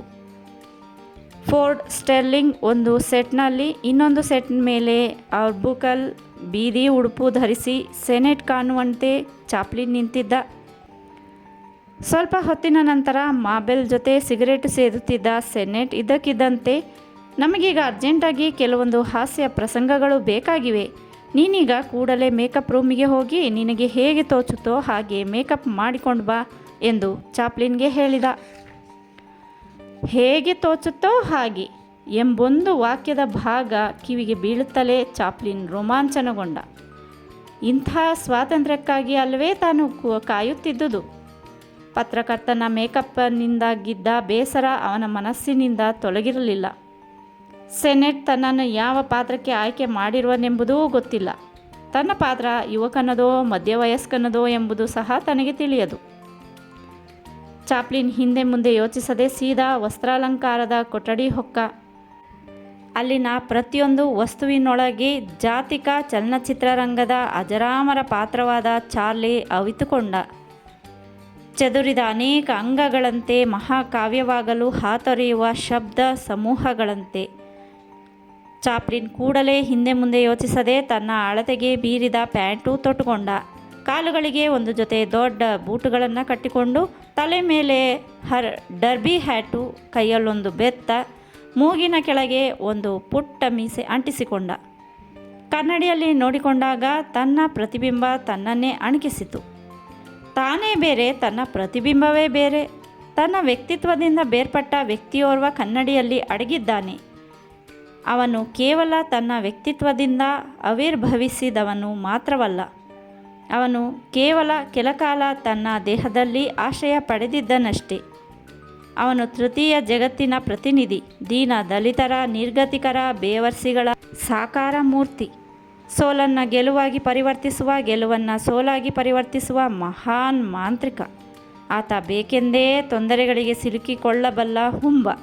ನಯ ವಿನಯ ಗೊತ್ತಿಲ್ಲದ ಮಹಾನ್ ಹೊರಟ. ಬೆಣ್ಣೆಯಂತೆ ದ್ರವಿಸಬಲ್ಲ ಮೃದು ಹೃದಯಿ. ನಖಶಿಖಾಂತ ಅಂತಃಕರಣವನ್ನು ಸೂರೆಗೊಳ್ಳಬಲ್ಲ ಮಗು. ಎಂಥ ಅದ್ಭುತವಾದ ಪ್ರತಿಬಿಂಬ ಅದು. ಇಷ್ಟು ದಿನ ಇದಕ್ಕೆ ತಾನು ತಾಯಿಯಾಗಿದ್ದುದು ಇನ್ನು ಮುಂದೆ ಕಾಲದ ಕೋಶದಲ್ಲಿಟ್ಟು ಪೋಷಿಸುವುದು ಎಷ್ಟೊಂದು ಅದ್ಭುತ. ಚಾಪ್ಲಿನ್ ತನ್ನ ಬೇವರ್ಸಿ ಪ್ರತಿಬಿಂಬವನ್ನು ಆಸ್ವಾದಿಸಿದ. ಅದರ ವಯಸ್ಸೆಷ್ಟಿರಬಹುದೆಂದು ಊಹಿಸಿದ. ತಿಳಿಯಲಿಲ್ಲ. ಒಂದು ರೀತಿ ನೋಡಿದರೆ ಅದಕ್ಕೆ ವಯಸ್ಸಾಗುವುದಿಲ್ಲ. ಅಚಂದ್ರಾರ್ಕವಾಗಿ ಮಾನವ ಕುಲದ ವಾತ್ಸಲ್ಯದ ಸಿಂಹಾಸನದ ಮೇಲೆ ಕೂಡಿರುವ ಏಕೈಕ ಚಕ್ರವರ್ತಿ ಅದು. ಚಾಪ್ಲಿನ್ ಹ್ಯಾಟ್ ಎತ್ತಿ ಅಭಿನಂದಿಸಿದ. ಅದು ಹ್ಯಾಟ್ಸ್ ಆಫ್ ಮಾಡಿ ಶುಭ ಕೋರಿತು. ಸಾವಿರಾರು ಸಂಗತಿಗಳು ತನಗೆ ಹೊಳೆಯುತ್ತಿರುವಂತೆ ಭಾಸವಾಯಿತು. ಚಾರ್ಲಿ ವೇಷಧಾರಿಯಾಗಿ ಚಾಪ್ಲಿನ್ ಹೊರಬರುತ್ತಲೇ, ಮ್ಯಾಕ್ ಸೆನೆಟ್, ಏನಯ್ಯ ಈ ನಿನ್ನ ವೇಷ ಎಂದು ಬಿದ್ದು ಬಿದ್ದು ನಗತೊಡಗಿದ. ಎಂಥ ಅದೃಷ್ಟ! ಒಬ್ಬ ವ್ಯಕ್ತಿಯಲ್ಲಿ ನಗುತ್ತಿರುವುದು ಕೋಟಿ ಕೋಟಿ ಮಂದಿ ಪ್ರೇಕ್ಷಕರು. ಅವನ ಮೂಲಕ ಒಂದು ಕ್ಷಣದ ಕಂಪನದಿಂದ ಚೇತರಿಸಿಕೊಂಡ ಚಾಪ್ಲಿನ್ ತನ್ನ ವಿನೂತನ ವೇಷದ ಬಗ್ಗೆ ಕೆಲವೇ ಮಾತುಗಳಲ್ಲಿ ವಿವರಿಸಿದ. ಈ ನನ್ನ ವೇಷದಿಂದ ಪ್ರಕಟವಾಗುತ್ತಿರುವ ಪಾತ್ರಕ್ಕೆ ನೂರಾರು ಮುಖಗಳಿವೆ. ಬೇವಾರ್ಸಿ, ನಯನಾಜೂಕಿನ ವ್ಯಕ್ತಿ, ಕವಿ, ಕನಸುಗಾರ, ದಿಕ್ಕು ದೆಸೆ ಇಲ್ಲದ ಪರದೇಶಿ, ಹುಂಬ, ರಸಿಕ, ಹೀಗೆ ಹೇಳುತ್ತಾ ಹೋಗಬಹುದು. ನೀವು ಇವನನ್ನು ವಿಜ್ಞಾನಿ, ಸಂಗೀತಗಾರ, ನ್ಯಾಯಾಧೀಶ, ಆಟಗಾರ, ಐಸ್ ಕ್ರೀಮ್ ಚೀಪುತ್ತಿರುವ ಮಗು ಎನ್ನಬಹುದು. ಇವನು ಎಷ್ಟು ಶಾಂತ ಸ್ವಭಾವದವನೋ ಅಷ್ಟೇ ಶೀಘ್ರಕೋಪಿ. ಬಡಪಾಯಿ ಹೆಣ್ಣಿನ ಕುಂಡಿಗಳಿಗೆ ಒದೆಯಲು ಹೇಸಲಾರ. ಚಾಪ್ಲಿನ್ ನಿರರ್ಗಳವಾಗಿ ತನ್ನ ಪಾತ್ರದ ವ್ಯಾಖ್ಯಾನ ಮಾಡಿದ ನಂತರ ಮೌನ ನೆಲೆಸಿತು. ಎಲ್ಲರ ಕಣ್ಣುಗಳು ಚಾರ್ಲಿಯ ಮೇಲೆ ಹರಿದಾಡಿದವು. ಶ್ರೀಮದ್ ಗಾಂಭೀರ್ಯದಿಂದಲೇ ಸೆನೆಟ್ ಹೇಳಿದ, ಸರಿ, ಸೆಟ್ ಮೇಲೆ ಹೋಗಿ ಅದೇನು ಮಾಡಬೇಕೆಂದಿದ್ದೀಯೋ ಮಾಡಿ ತೋರಿಸು. ಅದು ಮೊದಲೇ ಹೆನ್ರಿ ಲೆಹ್ಮನ್ ಚಿತ್ರ. ಚಾಪ್ಲಿನ್ಗೆ ಚಿತ್ರದ ಕತೆ ಸಂಕ್ಷಿಪ್ತವಾಗಿ ತಿಳಿಯುವುದು ಬೇಡವೇ? ಮಾಬೆಲ್ ನಾರ್ಮಂಡ್ ಗಂಡನೊಡನೆ ಮತ್ತು ಪ್ರೇಮಿಯೊಡನೆ. ಹಾಸ್ಯಕ್ಕೆ ಹಾಸ್ಯಗಾರನ ನಡವಳಿಕೆ ಮುಖ್ಯ. ಹಾಸ್ಯಗಾರ ಏನೆಲ್ಲ ಆಗಿರಬಹುದು?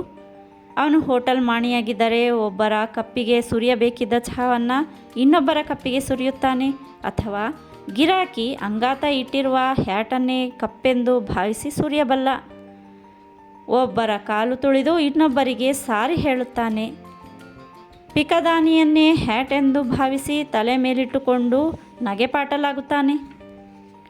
ಅವನ ಈ ಹಾಸ್ಯ ಪ್ರಸಂಗಗಳಿಗೆ ಅನುಗುಣವಾಗಿ ಕ್ಯಾಮರಾ ತಿರುಗುತ್ತದೆ. ಕ್ಯಾಮರಾಮೆನ್ ಸಹಿತ ಎಲ್ಲರೂ ನಗುತ್ತಿದ್ದಾರೆ. ಇಡೀ ಸ್ಟುಡಿಯೋದಲ್ಲಿದ್ದ ಎಲ್ಲರೂ ತಮ್ಮ ತಮ್ಮ ಕೆಲಸಗಳನ್ನು ಬಿಟ್ಟುಕೊಟ್ಟು ಬಂದು ಸುತ್ತ ನೆರೆದಿದ್ದಾರೆ. ವಿಸ್ಮಯ ಮತ್ತು ನಗೆಯಿಂದ ಪ್ರತಿಯೊಬ್ಬರ ಮುಖಗಳು ಬಿರಿತು ಬಿಟ್ಟಿವೆ. ಎಲ್ಲರೂ ದೂರದಿಂದಲೇ ಅಭಿನಂದಿಸುತ್ತಿದ್ದಾರೆ. ಫೋರ್ಡ್ ಸ್ಟೆರ್ಲಿಂಗ್ ಅವರಿವರ ತೋಳುಗಳ ನಡುವೆ ಗಿರಾಕಿ ನೋಡುತ್ತಿದ್ದಾನೆ.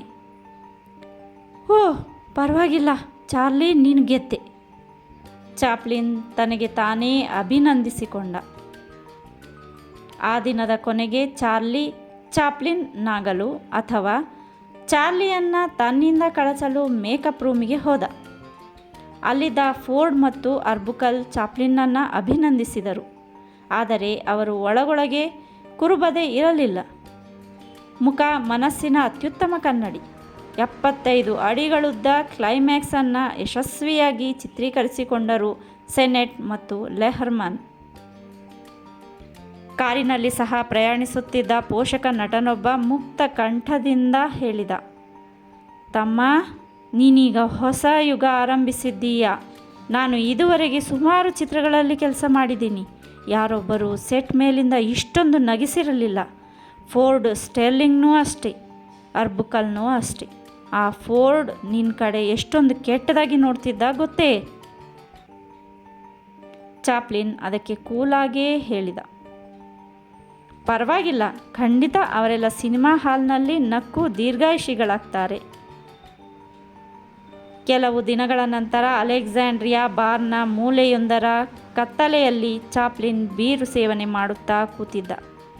ಬೆಳಕಿನಲ್ಲಿದ್ದ ಫೋರ್ಡ್ ಮತ್ತು ತನ್ನ ಮಿತ್ರ ವಿಲ್ಮರ್ಗೆ ಚಾಪ್ಲಿನ್ ಇರುವುದು ಗೊತ್ತಿರಲಿಲ್ಲ. ಫೋರ್ಡ್ ಚಾಪ್ಲಿನ್ನ ಅಂದಿನ ವೇಷಭೂಷಣ ಮತ್ತು ಅಭಿನಯದ ಬಗ್ಗೆ ಅಸಹನೆಯಿಂದ ವರ್ಣಿಸುತ್ತಿದ್ದ. ಅದೊಂದು ರೀತಿ ನಗುವಂತಿತ್ತು ಎಂದು ಸೇರಿಸುವುದನ್ನು ಮರೆಯಲಿಲ್ಲ. ಚಾರ್ಲಿ ಎಂಬ ಕಲ್ಪನೆಯೇ ಅಮೆರಿಕದ ಮಂದಿಗೆ ಹೊಸತು. ಅಂಥ ವಿಚಿತ್ರ ವೇಷವನ್ನು, ಅಸಹಜ ನಡವಳಿಕೆಯನ್ನು ಅವರೆಂದೂ ನಿರೀಕ್ಷಿಸಿರಲಿಲ್ಲ. ಆದ್ದರಿಂದ ಫೋರ್ಡ್ ಎಲ್ಮರ್ರಂಥ ಸೋಕಾಲ್ಡ್ ನಾಗರಿಕರಿಗೆ ಅದು ವಿಲಕ್ಷಣವೆಂಬಂತೆ ಕಂಡುದರಲ್ಲಿ ಆಶ್ಚರ್ಯವೇನಿಲ್ಲ. ಮೇಕ್ಸ್ ಎ ಲಿವಿಂಗ್ ಬಿಡುಗಡೆಯಾದ ಅವನ ಎರಡನೇ ಚಿತ್ರ ಜನವರಿ 5, 1914ರಲ್ಲಿ. Kid auto races at Venice ಆ ನಂತರ ಬಿಡುಗಡೆಯಾಯಿತು. ಜೂನ್ 30, 1914. ಕಾರಿನಲ್ಲಿ ಪರಿಚಯವಾಗಿದ್ದ ಪೋಷಕ ನಟ ಕೆಲವೇ ದಿನಗಳಲ್ಲಿ ಚಾಪ್ಲಿನ್ನ ಪರಮ ಮಿತ್ರನಾಗಿ ಮಾರ್ಪಟ್ಟಿದ್ದ.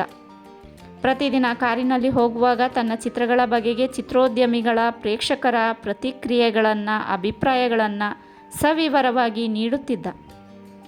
ತನ್ನ ಚಿತ್ರಗಳ ಹಾಸ್ಯದಿಂದ ಅಮೆರಿಕದ ಪ್ರೇಕ್ಷಕರು ಹೊಟ್ಟೆ ಹುಣ್ಣಾಗುವಂತೆ ನಗುವರೆಂದು ಕೇಳಿ ತಿಳಿದ ಚಾಪ್ಲಿನ್ ಹಕ್ಕಿಯಂತೆ ಗಾಳಿಯಲ್ಲಿ ಹಾರಾಡಿದ. ಹೌದು, ಇಡೀ ಅಮೆರಿಕವೇ ಚಾರ್ಲಿಯನ್ನು ಹೃತ್ಪೂರ್ವಕವಾಗಿ ಸ್ವಾಗತಿಸಿತು. ಚಾರ್ಲಿ ಜಾಗತಿಕ ಚಿತ್ರರಂಗದಲ್ಲಿ ಹೊಸ ಮನ್ವಂತರ ಹಾಡಿದ. ಮ್ಯಾಕ್ಸ್ ಸೆನೆಟ್ ಕೂಡ ಸಂತೋಷಪಟ್ಟ. ಸೆನೆಟ್ ಚಾಪ್ಲಿನ್ಗೆ ಸಾಕಷ್ಟು ಸ್ವಾತಂತ್ರ್ಯ ಕೊಟ್ಟಿದ್ದ. ಅವನ ಅಭಿಪ್ರಾಯಗಳನ್ನು ಗೌರವಿಸುತ್ತಿದ್ದ. ಕ್ರಮೇಣ ಚಾಪ್ಲಿನ್ ತನ್ನ ಅಭಿನಯದ ಚಿತ್ರಗಳಿಗೆ ತಾನೇ ಕಥೆಗಳನ್ನು ಬರೆಯಲಾರಂಭಿಸಿದ. ಸಾರ್ವಜನಿಕರನ್ನು ಸಂತೃಪ್ತಿಗೊಳಿಸುವುದು ಮುಖ್ಯವಾಗಿತ್ತು. ಸ್ಟೆರ್ಲಿಂಗ್ ಸೇರಲಿದ್ದ ಹೆನ್ರಿ ಲೆಹರ್ಮನ್ನ ಚಿತ್ರವೊಂದರಲ್ಲಿ ಚಾಪ್ಲಿನ್ ಭಿನ್ನಾಭಿಪ್ರಾಯಗಳ ನಡುವೆ ನಟಿಸಬೇಕಾಗಿ ಬಂತು. ಲೆಹರ್ಮನ್ ಸೆನೆಟ್ನಂತೆ ಸಹೃದಯಿಯಾಗಿರಲಿಲ್ಲ. ತಾನು ಹೇಳಿದ್ದೇ ವೇದವಾಕ್ಯ ಎನ್ನುವ ಮನುಷ್ಯ. ಚಾಪ್ಲಿನ್ ಹೇಳುತ್ತಿದ್ದುದನ್ನು ಮುಗುಳ್ನಗುತ್ತಲೇ ಆಲಿಸುತ್ತಿದ್ದ. ಚಾಪ್ಲಿನ್, ಅದೆಲ್ಲ ನಾಟಕಗಳಿಗೆ ಮಾತ್ರ ಸರಿ ಹೋಗುತ್ತದೆ, ಆದರೆ ಅದನ್ನೆಲ್ಲ ಸಿನಿಮಾದಲ್ಲಿ ಅಳವಡಿಸುವುದು ಹೇಗೆ ಸಾಧ್ಯ? ಅದಕ್ಕೆಲ್ಲ ನಮಗೆ ಕಾಲಾವಕಾಶ ಇಲ್ಲ. ಕಾಮಿಡಿ ತುರುಕೋದಂದರೆ ಹೇಗೆ?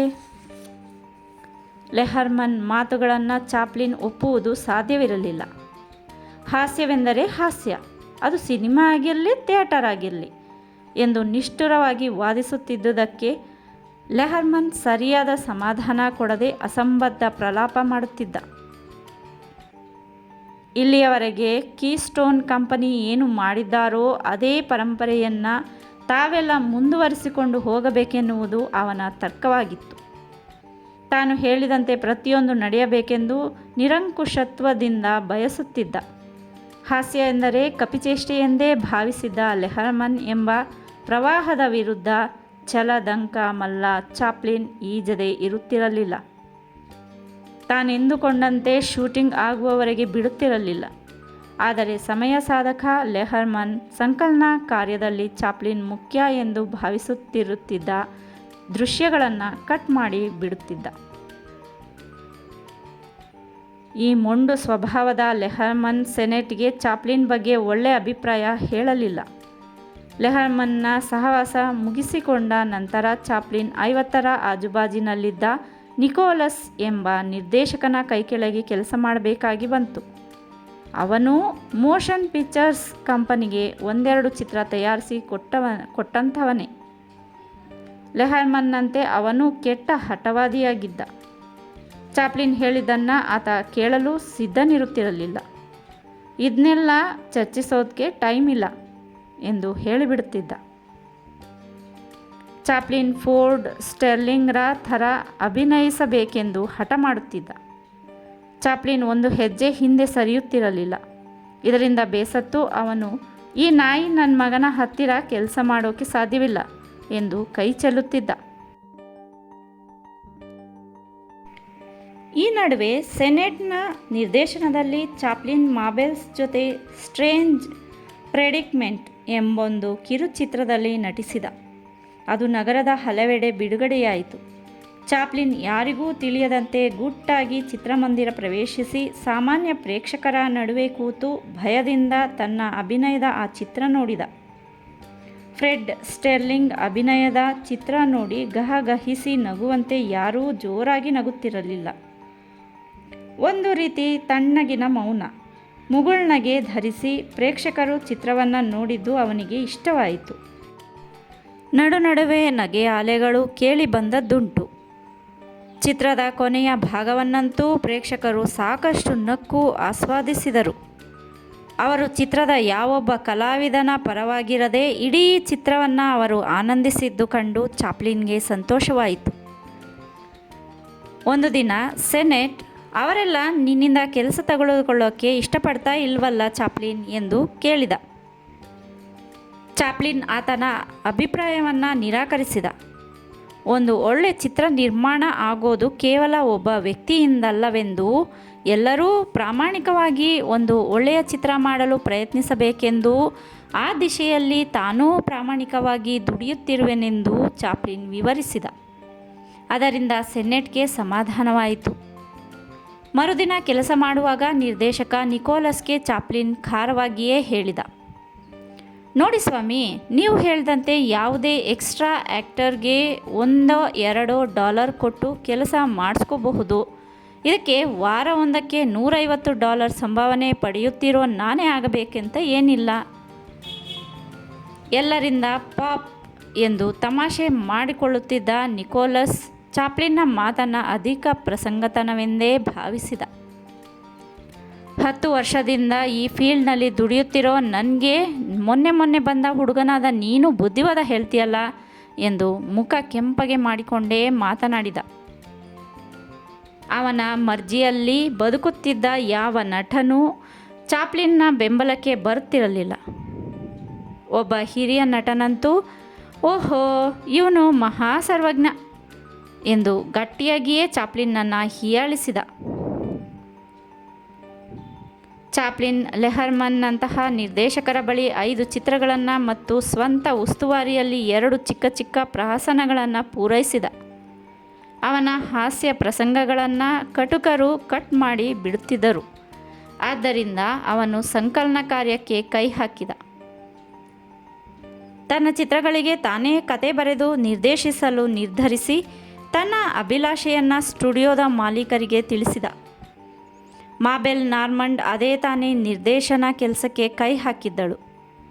ಆಕೆಯ ಚಿತ್ರಗಳಲ್ಲಿ ಕೆಲಸ ಮಾಡುವಂತೆ ಸೆನೆಟ್ ಸೂಚಿಸಿದ. ಇದನ್ನು ಕೇಳಿದ ಚಾಪ್ಲಿನ್ಗೆ ಸಿಟ್ಟು ಬಂತು. ಆಕೆ ನಿರ್ದೇಶಿಸುವುದೆಂದರೇನು? ಆಕೆಯ ನಿರ್ದೇಶನದಲ್ಲಿ ತಾನು ಕೆಲಸ ಮಾಡುವುದೆಂದರೇನು? ಆಕೆ ತನಗೆ ಪ್ರತಿಸ್ಪರ್ಧಿಯಾಗುತ್ತಿರುವಳೆಂದುಕೊಂಡ. ಅವರು ಹೇಳಿದಂತೆ ಕೇಳುವುದು ತನ್ನ ಕರ್ಮ ಎಂದುಕೊಂಡ. ಲಾಸ್ ಏಂಜಲ್ಸ್ನ ಒಂದು ಪ್ರದೇಶದಲ್ಲಿ ಚಿತ್ರೀಕರಣ ಶುರುವಾಯಿತು. ಸುಂದರಿ ಮಾಬೆಲ್ ನೀರಿನ ಕೊಳವೆಯನ್ನು ಹಿಡಿದುಕೊಂಡು ನಿಲ್ಲುವಂತೆ ಚಾಪ್ಲಿನ್ಗೆ ಹೇಳಿದಳು. ಆಗ ಖಳನಾಯಕ ಕಾರೊಂದರಲ್ಲಿ ಮುಖಕ್ಕೆ ರಾಚಿದರೆ ಹೇಗಿರುತ್ತದೆ? ಅವನು ಏನೋ ಸಲಹೆ ನೀಡಲು ಪ್ರಯತ್ನಿಸಿದ. ಅಹಂಕಾರದ ಮೊಟ್ಟೆ ಮಾಬೆಲ್ ಸಹನೆಯಿಂದ ಕೇಳದೆ, ನಮಗೆ ಟೈಮ್ ಇಲ್ಲ, ಅದೇನು ಮಾಡಬೇಕಂತ ಇದೆಯೋ ಅದನ್ನು ಮಾಡು ಎಂದು ಹೇಳಿದಳು. ಆಕೆ ಅಷ್ಟು ಹೇಳಿದ್ದೇ ಸಾಕಾಯಿತು ಅವನಿಗೆ. ಆ ಸುಂದರ ಹುಡುಗಿ ಹೇಳಿದ್ದನ್ನು ಕೇಳುವುದರಲ್ಲಿಯೇ ಸಂತೋಷವಿದೆ ಎಂದುಕೊಂಡ. ಚಿತ್ರೀಕರಣ ರಸ್ತೆಯ ನಡುವೆ ನಡೆಯುತ್ತಿತ್ತು. ಕೇವಲ 20 ವರ್ಷ. ಆ ಸುಂದರ ತರುಣಿ ಚಾಪ್ಲಿನ್ ಸೇರಿದಂತೆ ಎಲ್ಲರ ಕಣ್ಮಣಿಯಾಗಿದ್ದಳು. ಆಕೆ ಯಾರನ್ನು ಪ್ರೀತಿಸುತ್ತಿದ್ದಳೋ, ಆದರೆ ಎಲ್ಲರೂ ಮಾತ್ರ ಆಕೆಯನ್ನು ಒಳಗೊಳಗೆ ಪ್ರೀತಿಸುತ್ತಿದ್ದರು. ಚಾಪ್ಲಿನ್ ಕೂಡ ತನ್ನ ಹೃದಯದ ಒಂದು ಸುಂದರ ಕೋಣೆಯಲ್ಲಿ ಆಕೆಯನ್ನು ಪ್ರತಿಷ್ಠಾಪಿಸಿಕೊಂಡಿದ್ದ. ಆದರೂ ಒಂದು ವಿಷಯದಲ್ಲಿ ಆಕೆ ಮತ್ತು ಆತನ ನಡುವೆ ಭಿನ್ನಾಭಿಪ್ರಾಯ ಬಂತು. ಚಿತ್ರೀಕರಣ ಅಪೂರ್ಣಗೊಂಡಿತು. ತಂಡ ಸ್ಟುಡಿಯೋಕ್ಕೆ ಮರಳಿತು. ಮೇಕಪ್ ರೂಮಿನಲ್ಲಿ ಚಾಪ್ಲಿನ್ ಮುಖ ತೊಳೆದುಕೊಳ್ಳುತ್ತಿದ್ದಾಗ ಸೆನೆಟ್ ಬಿರುಗಾಳಿಯಂತೆ ನುಗ್ಗಿದ. ಸೆನೆಟ್ ಕೂಡ ಆಕೆಯನ್ನು ಪ್ರೀತಿಸುತ್ತಿದ್ದನೆಂದು ಕಾಣುತ್ತದೆ. ಚಾಪ್ಲಿನ್ ಹೇಳಿದ ಯಾವ ಮಾತಿಗೂ ದಮ್ಮಡಿ ಬೆಲೆ ಕೊಡದೆ ಆಕೆಯ ಪರ ವಕಾಲತ್ತು ವಹಿಸಿ ಮಾತಾಡಿದ. ಚಾಪ್ಲಿನ್ ಅವನ ಯಾವ ಮಾತಿನಿಂದ ಕೆರಳದೆ ತಣ್ಣಗೆ ಹೇಳಿದ, ನೋಡು ಸೆನೆಟ್, ನಾನೇನು ಕಾಡಿಬೇಡಿ ನಿಮ್ಮ ಕಂಪನಿ ಸೇರಿಕೊಂಡಿಲ್ಲ. ಇಲ್ಲಿಗೆ ಬರುವುದಕ್ಕೂ ಮೊದಲೇ ನಾನು ಸಾಕಷ್ಟು ಬ್ಯುಸಿ ಇದ್ದೆ. ನಿಜವಾಗ್ಲೂ ನಾನು ನಿಷ್ಪ್ರಯೋಜಕನಾದದ್ದು ನಿಮ್ಮ ಕಂಪನಿ ಸೇರಿಕೊಂಡ ನಂತರವೇ. ಅಲ್ರಿ, ನಾನೇನಾದರೂ ಒಂದು ಒಳ್ಳೆ ಸಲಹೆ ಕೊಟ್ಟರೆ ಇಲ್ಲಿ ಯಾರೊಬ್ಬರು ಕೇಳಲಿಕ್ಕೂ ತಯಾರಿಲ್ವಲ್ಲ. ಚಾಪ್ಲಿನ್ ತನ್ನ ಮಾತು ಪೂರೈಸುವ ಮೊದಲೇ ಸೆನೆಟ್ ಅಷ್ಟು ವೇಗವಾಗಿ ಬಾಗಿಲು ಮುಚ್ಚಿಕೊಂಡು ಹೊರಗೆ ಹೋದ. ಕಾರಿನಲ್ಲಿ ಹೋಟೆಲಿಗೆ ಮರಳುವಾಗ ತನ್ನ ಪೋಷಕನಟ ಮಿತ್ರನಿಗೆ ನಡೆದದನ್ನೆಲ್ಲ ಸವಿವರವಾಗಿ ಬೇಸರದಿಂದ ವಿವರಿಸಿದ. ಅವನು ಚಾಪ್ಲಿನ್ ಪರವಾಗಿಯೇ ಮಾತಾಡಿದ. ಈಗ ಹೇಗೋ $1500 ಜೇಬಲ್ಲಿದೆ. ಇಂಗ್ಲೆಂಡ್ಗೆ ಹೋಗುವುದು ತನಗೇನು ಕಷ್ಟವಾಗಲಿಕ್ಕಿಲ್ಲ. ಆದರೆ ಮುಂದೊಂದು ದಿನ ಇವರೆಲ್ಲ ತನ್ನನ್ನು ಹುಡುಕಿಕೊಂಡು ಬಾರದೆ ಇರಲಾರರು ಎಂದೂ ಯೋಚಿಸಿದ. ಬೆಳಗ್ಗೆ 8 ಗಂಟೆಗೆ ಚಾಪ್ಲಿನ್ ಸ್ಟುಡಿಯೋಕ್ಕೆ ಹೋದ. ಏನೊಂದು ತೋಚದೆ ಮೇಕಪ್ ರೂಮಿನಲ್ಲಿ ಮಂಕಾಗಿ ಕೂತಿದ್ದ. ಹಾಗೆ 10 ನಿಮಿಷ ಕೂತಿರಬಹುದು. ಬಾಗಿಲಲ್ಲಿ ತಲೆ ತೂರಿಸಿದ ಸೆನೆಟ್, ಚಾರ್ಲಿ, ನಾನು ನಿನ್ನ ಜೊತೆ ಸ್ವಲ್ಪ ಮಾತಾಡೋದಿದೆ. ಮಾಬೆಳ್ಳ ಡ್ರೆಸ್ಸಿಂಗ್ ರೂಮಿಗೆ ಹೋಗೋಣ, ಬರ್ತೀಯಾ ಎಂದು ಬಹಳ ಪ್ರೀತಿಯಿಂದಲೇ ಹೇಳಿದ. ಆಗಲಿ, ಬರ್ತೀನಿ ಎಂದು ಚಾಪ್ಲಿನ್ ಹೊರಟ.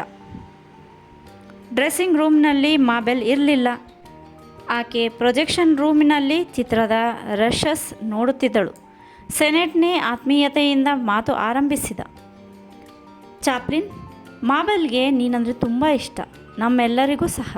ಯಾಕಂದರೆ ನೀನು ಪ್ರತಿಭಾವಂತ ನಟ. ಅವನ ಆ ಮಾತುಗಳನ್ನು ಕೇಳಿ ಚಾಪ್ಲಿನ್ಗೆ ಆಶ್ಚರ್ಯವಾಯಿತು. ಯಾವುದಾದರೊಂದು ತೀರ್ಮಾನಿಸಿಕೊಂಡು ಹೋಗಲಿಕ್ಕೆಂದೇ ಅವನು ಅಲ್ಲಿಗೆ ಬಂದಿದ್ದ. ಆದರೆ ವಾತಾವರಣ ಇಷ್ಟೊಂದು ತಿಳಿಗೊಳ್ಳಬಹುದೆಂದು ಅವನು ಕನಸು ಮನಸ್ಸಿನಲ್ಲಿಯೂ ಯೋಚಿಸಿರಲಿಲ್ಲ. ಕಲ್ಲಿನಷ್ಟು ಕಠಿಣನಾಗಿದ್ದ ಚಾಪ್ಲಿನ್ ಚಂದ್ರಕಾಂತ ಶಿಲೆಯಂತೆ ದ್ರವಿಸಿದ. ನಿರ್ದೇಶನದ ಬಗ್ಗೆ ನಾಮ ಗೊತ್ತಿಲ್ಲದ ಮಾಬೆಲ್ ಚಿತ್ರವನ್ನು ನಿರ್ದೇಶಿಸುವುದೆಂದರೇನು?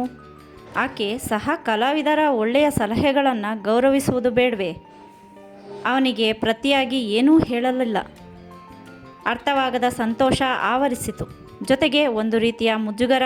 ಧನ್ಯವಾದಗಳನ್ನು ಮಾತ್ರ ಹೇಳಿದ.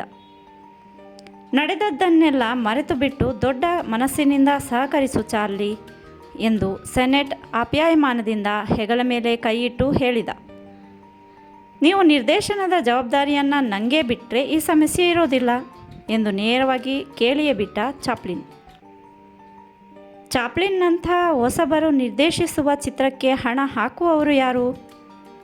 ಹೇಗೋ ಕಷ್ಟಪಟ್ಟು ಚಿತ್ರ ತಯಾರಿಸಿದರೂ ಯಾರಾದರೂ ಮುಂದೆ ಬಂದು ರಿಲೀಸ್ ಮಾಡಬೇಕಲ್ವೇ? ಇದರ ಬಗ್ಗೆ ಅವರಿಬ್ಬರ ನಡುವೆ ಚರ್ಚೆ ನಡೆಯಿತು. ಚಾಪ್ಲಿನ್ನಲ್ಲಿ ಆತ್ಮವಿಶ್ವಾಸಕ್ಕೆ ಕೊರತೆ ಇರಲಿಲ್ಲ. ಮುಲಾಜಿಲ್ಲದೆ ಅವನು ಹೇಳಿಯೇ ಬಿಟ್ಟ, ನೋಡು ಸೆನೆಟ್, ನಾನು ನಿರ್ದೇಶಿಸುವ ಚಿತ್ರದ ಬಿಡುಗಡೆ ಜವಾಬ್ದಾರಿಯನ್ನು ನಾನು ಹೊರ್ತೀನಿ. ಬೇಕಂದರೆ ಬ್ಯಾಂಕಿನಲ್ಲಿ ನಾನು $1500 ಹಣವನ್ನು ಡಿಪಾಸಿಟ್ ಮಾಡಿದ್ದೀನಿ. ಸಿನಿಮಾದ ರಿಲೀಸ್ ಮಾಡಲಿಕ್ಕಾಗಲಿಲ್ಲ ಅಂದರೆ ನೀನು ಆ ಹಣವನ್ನು ತಗೊಂಡು ನಷ್ಟ ತುಂಬಿಕೊಳ್ಬಹುದು.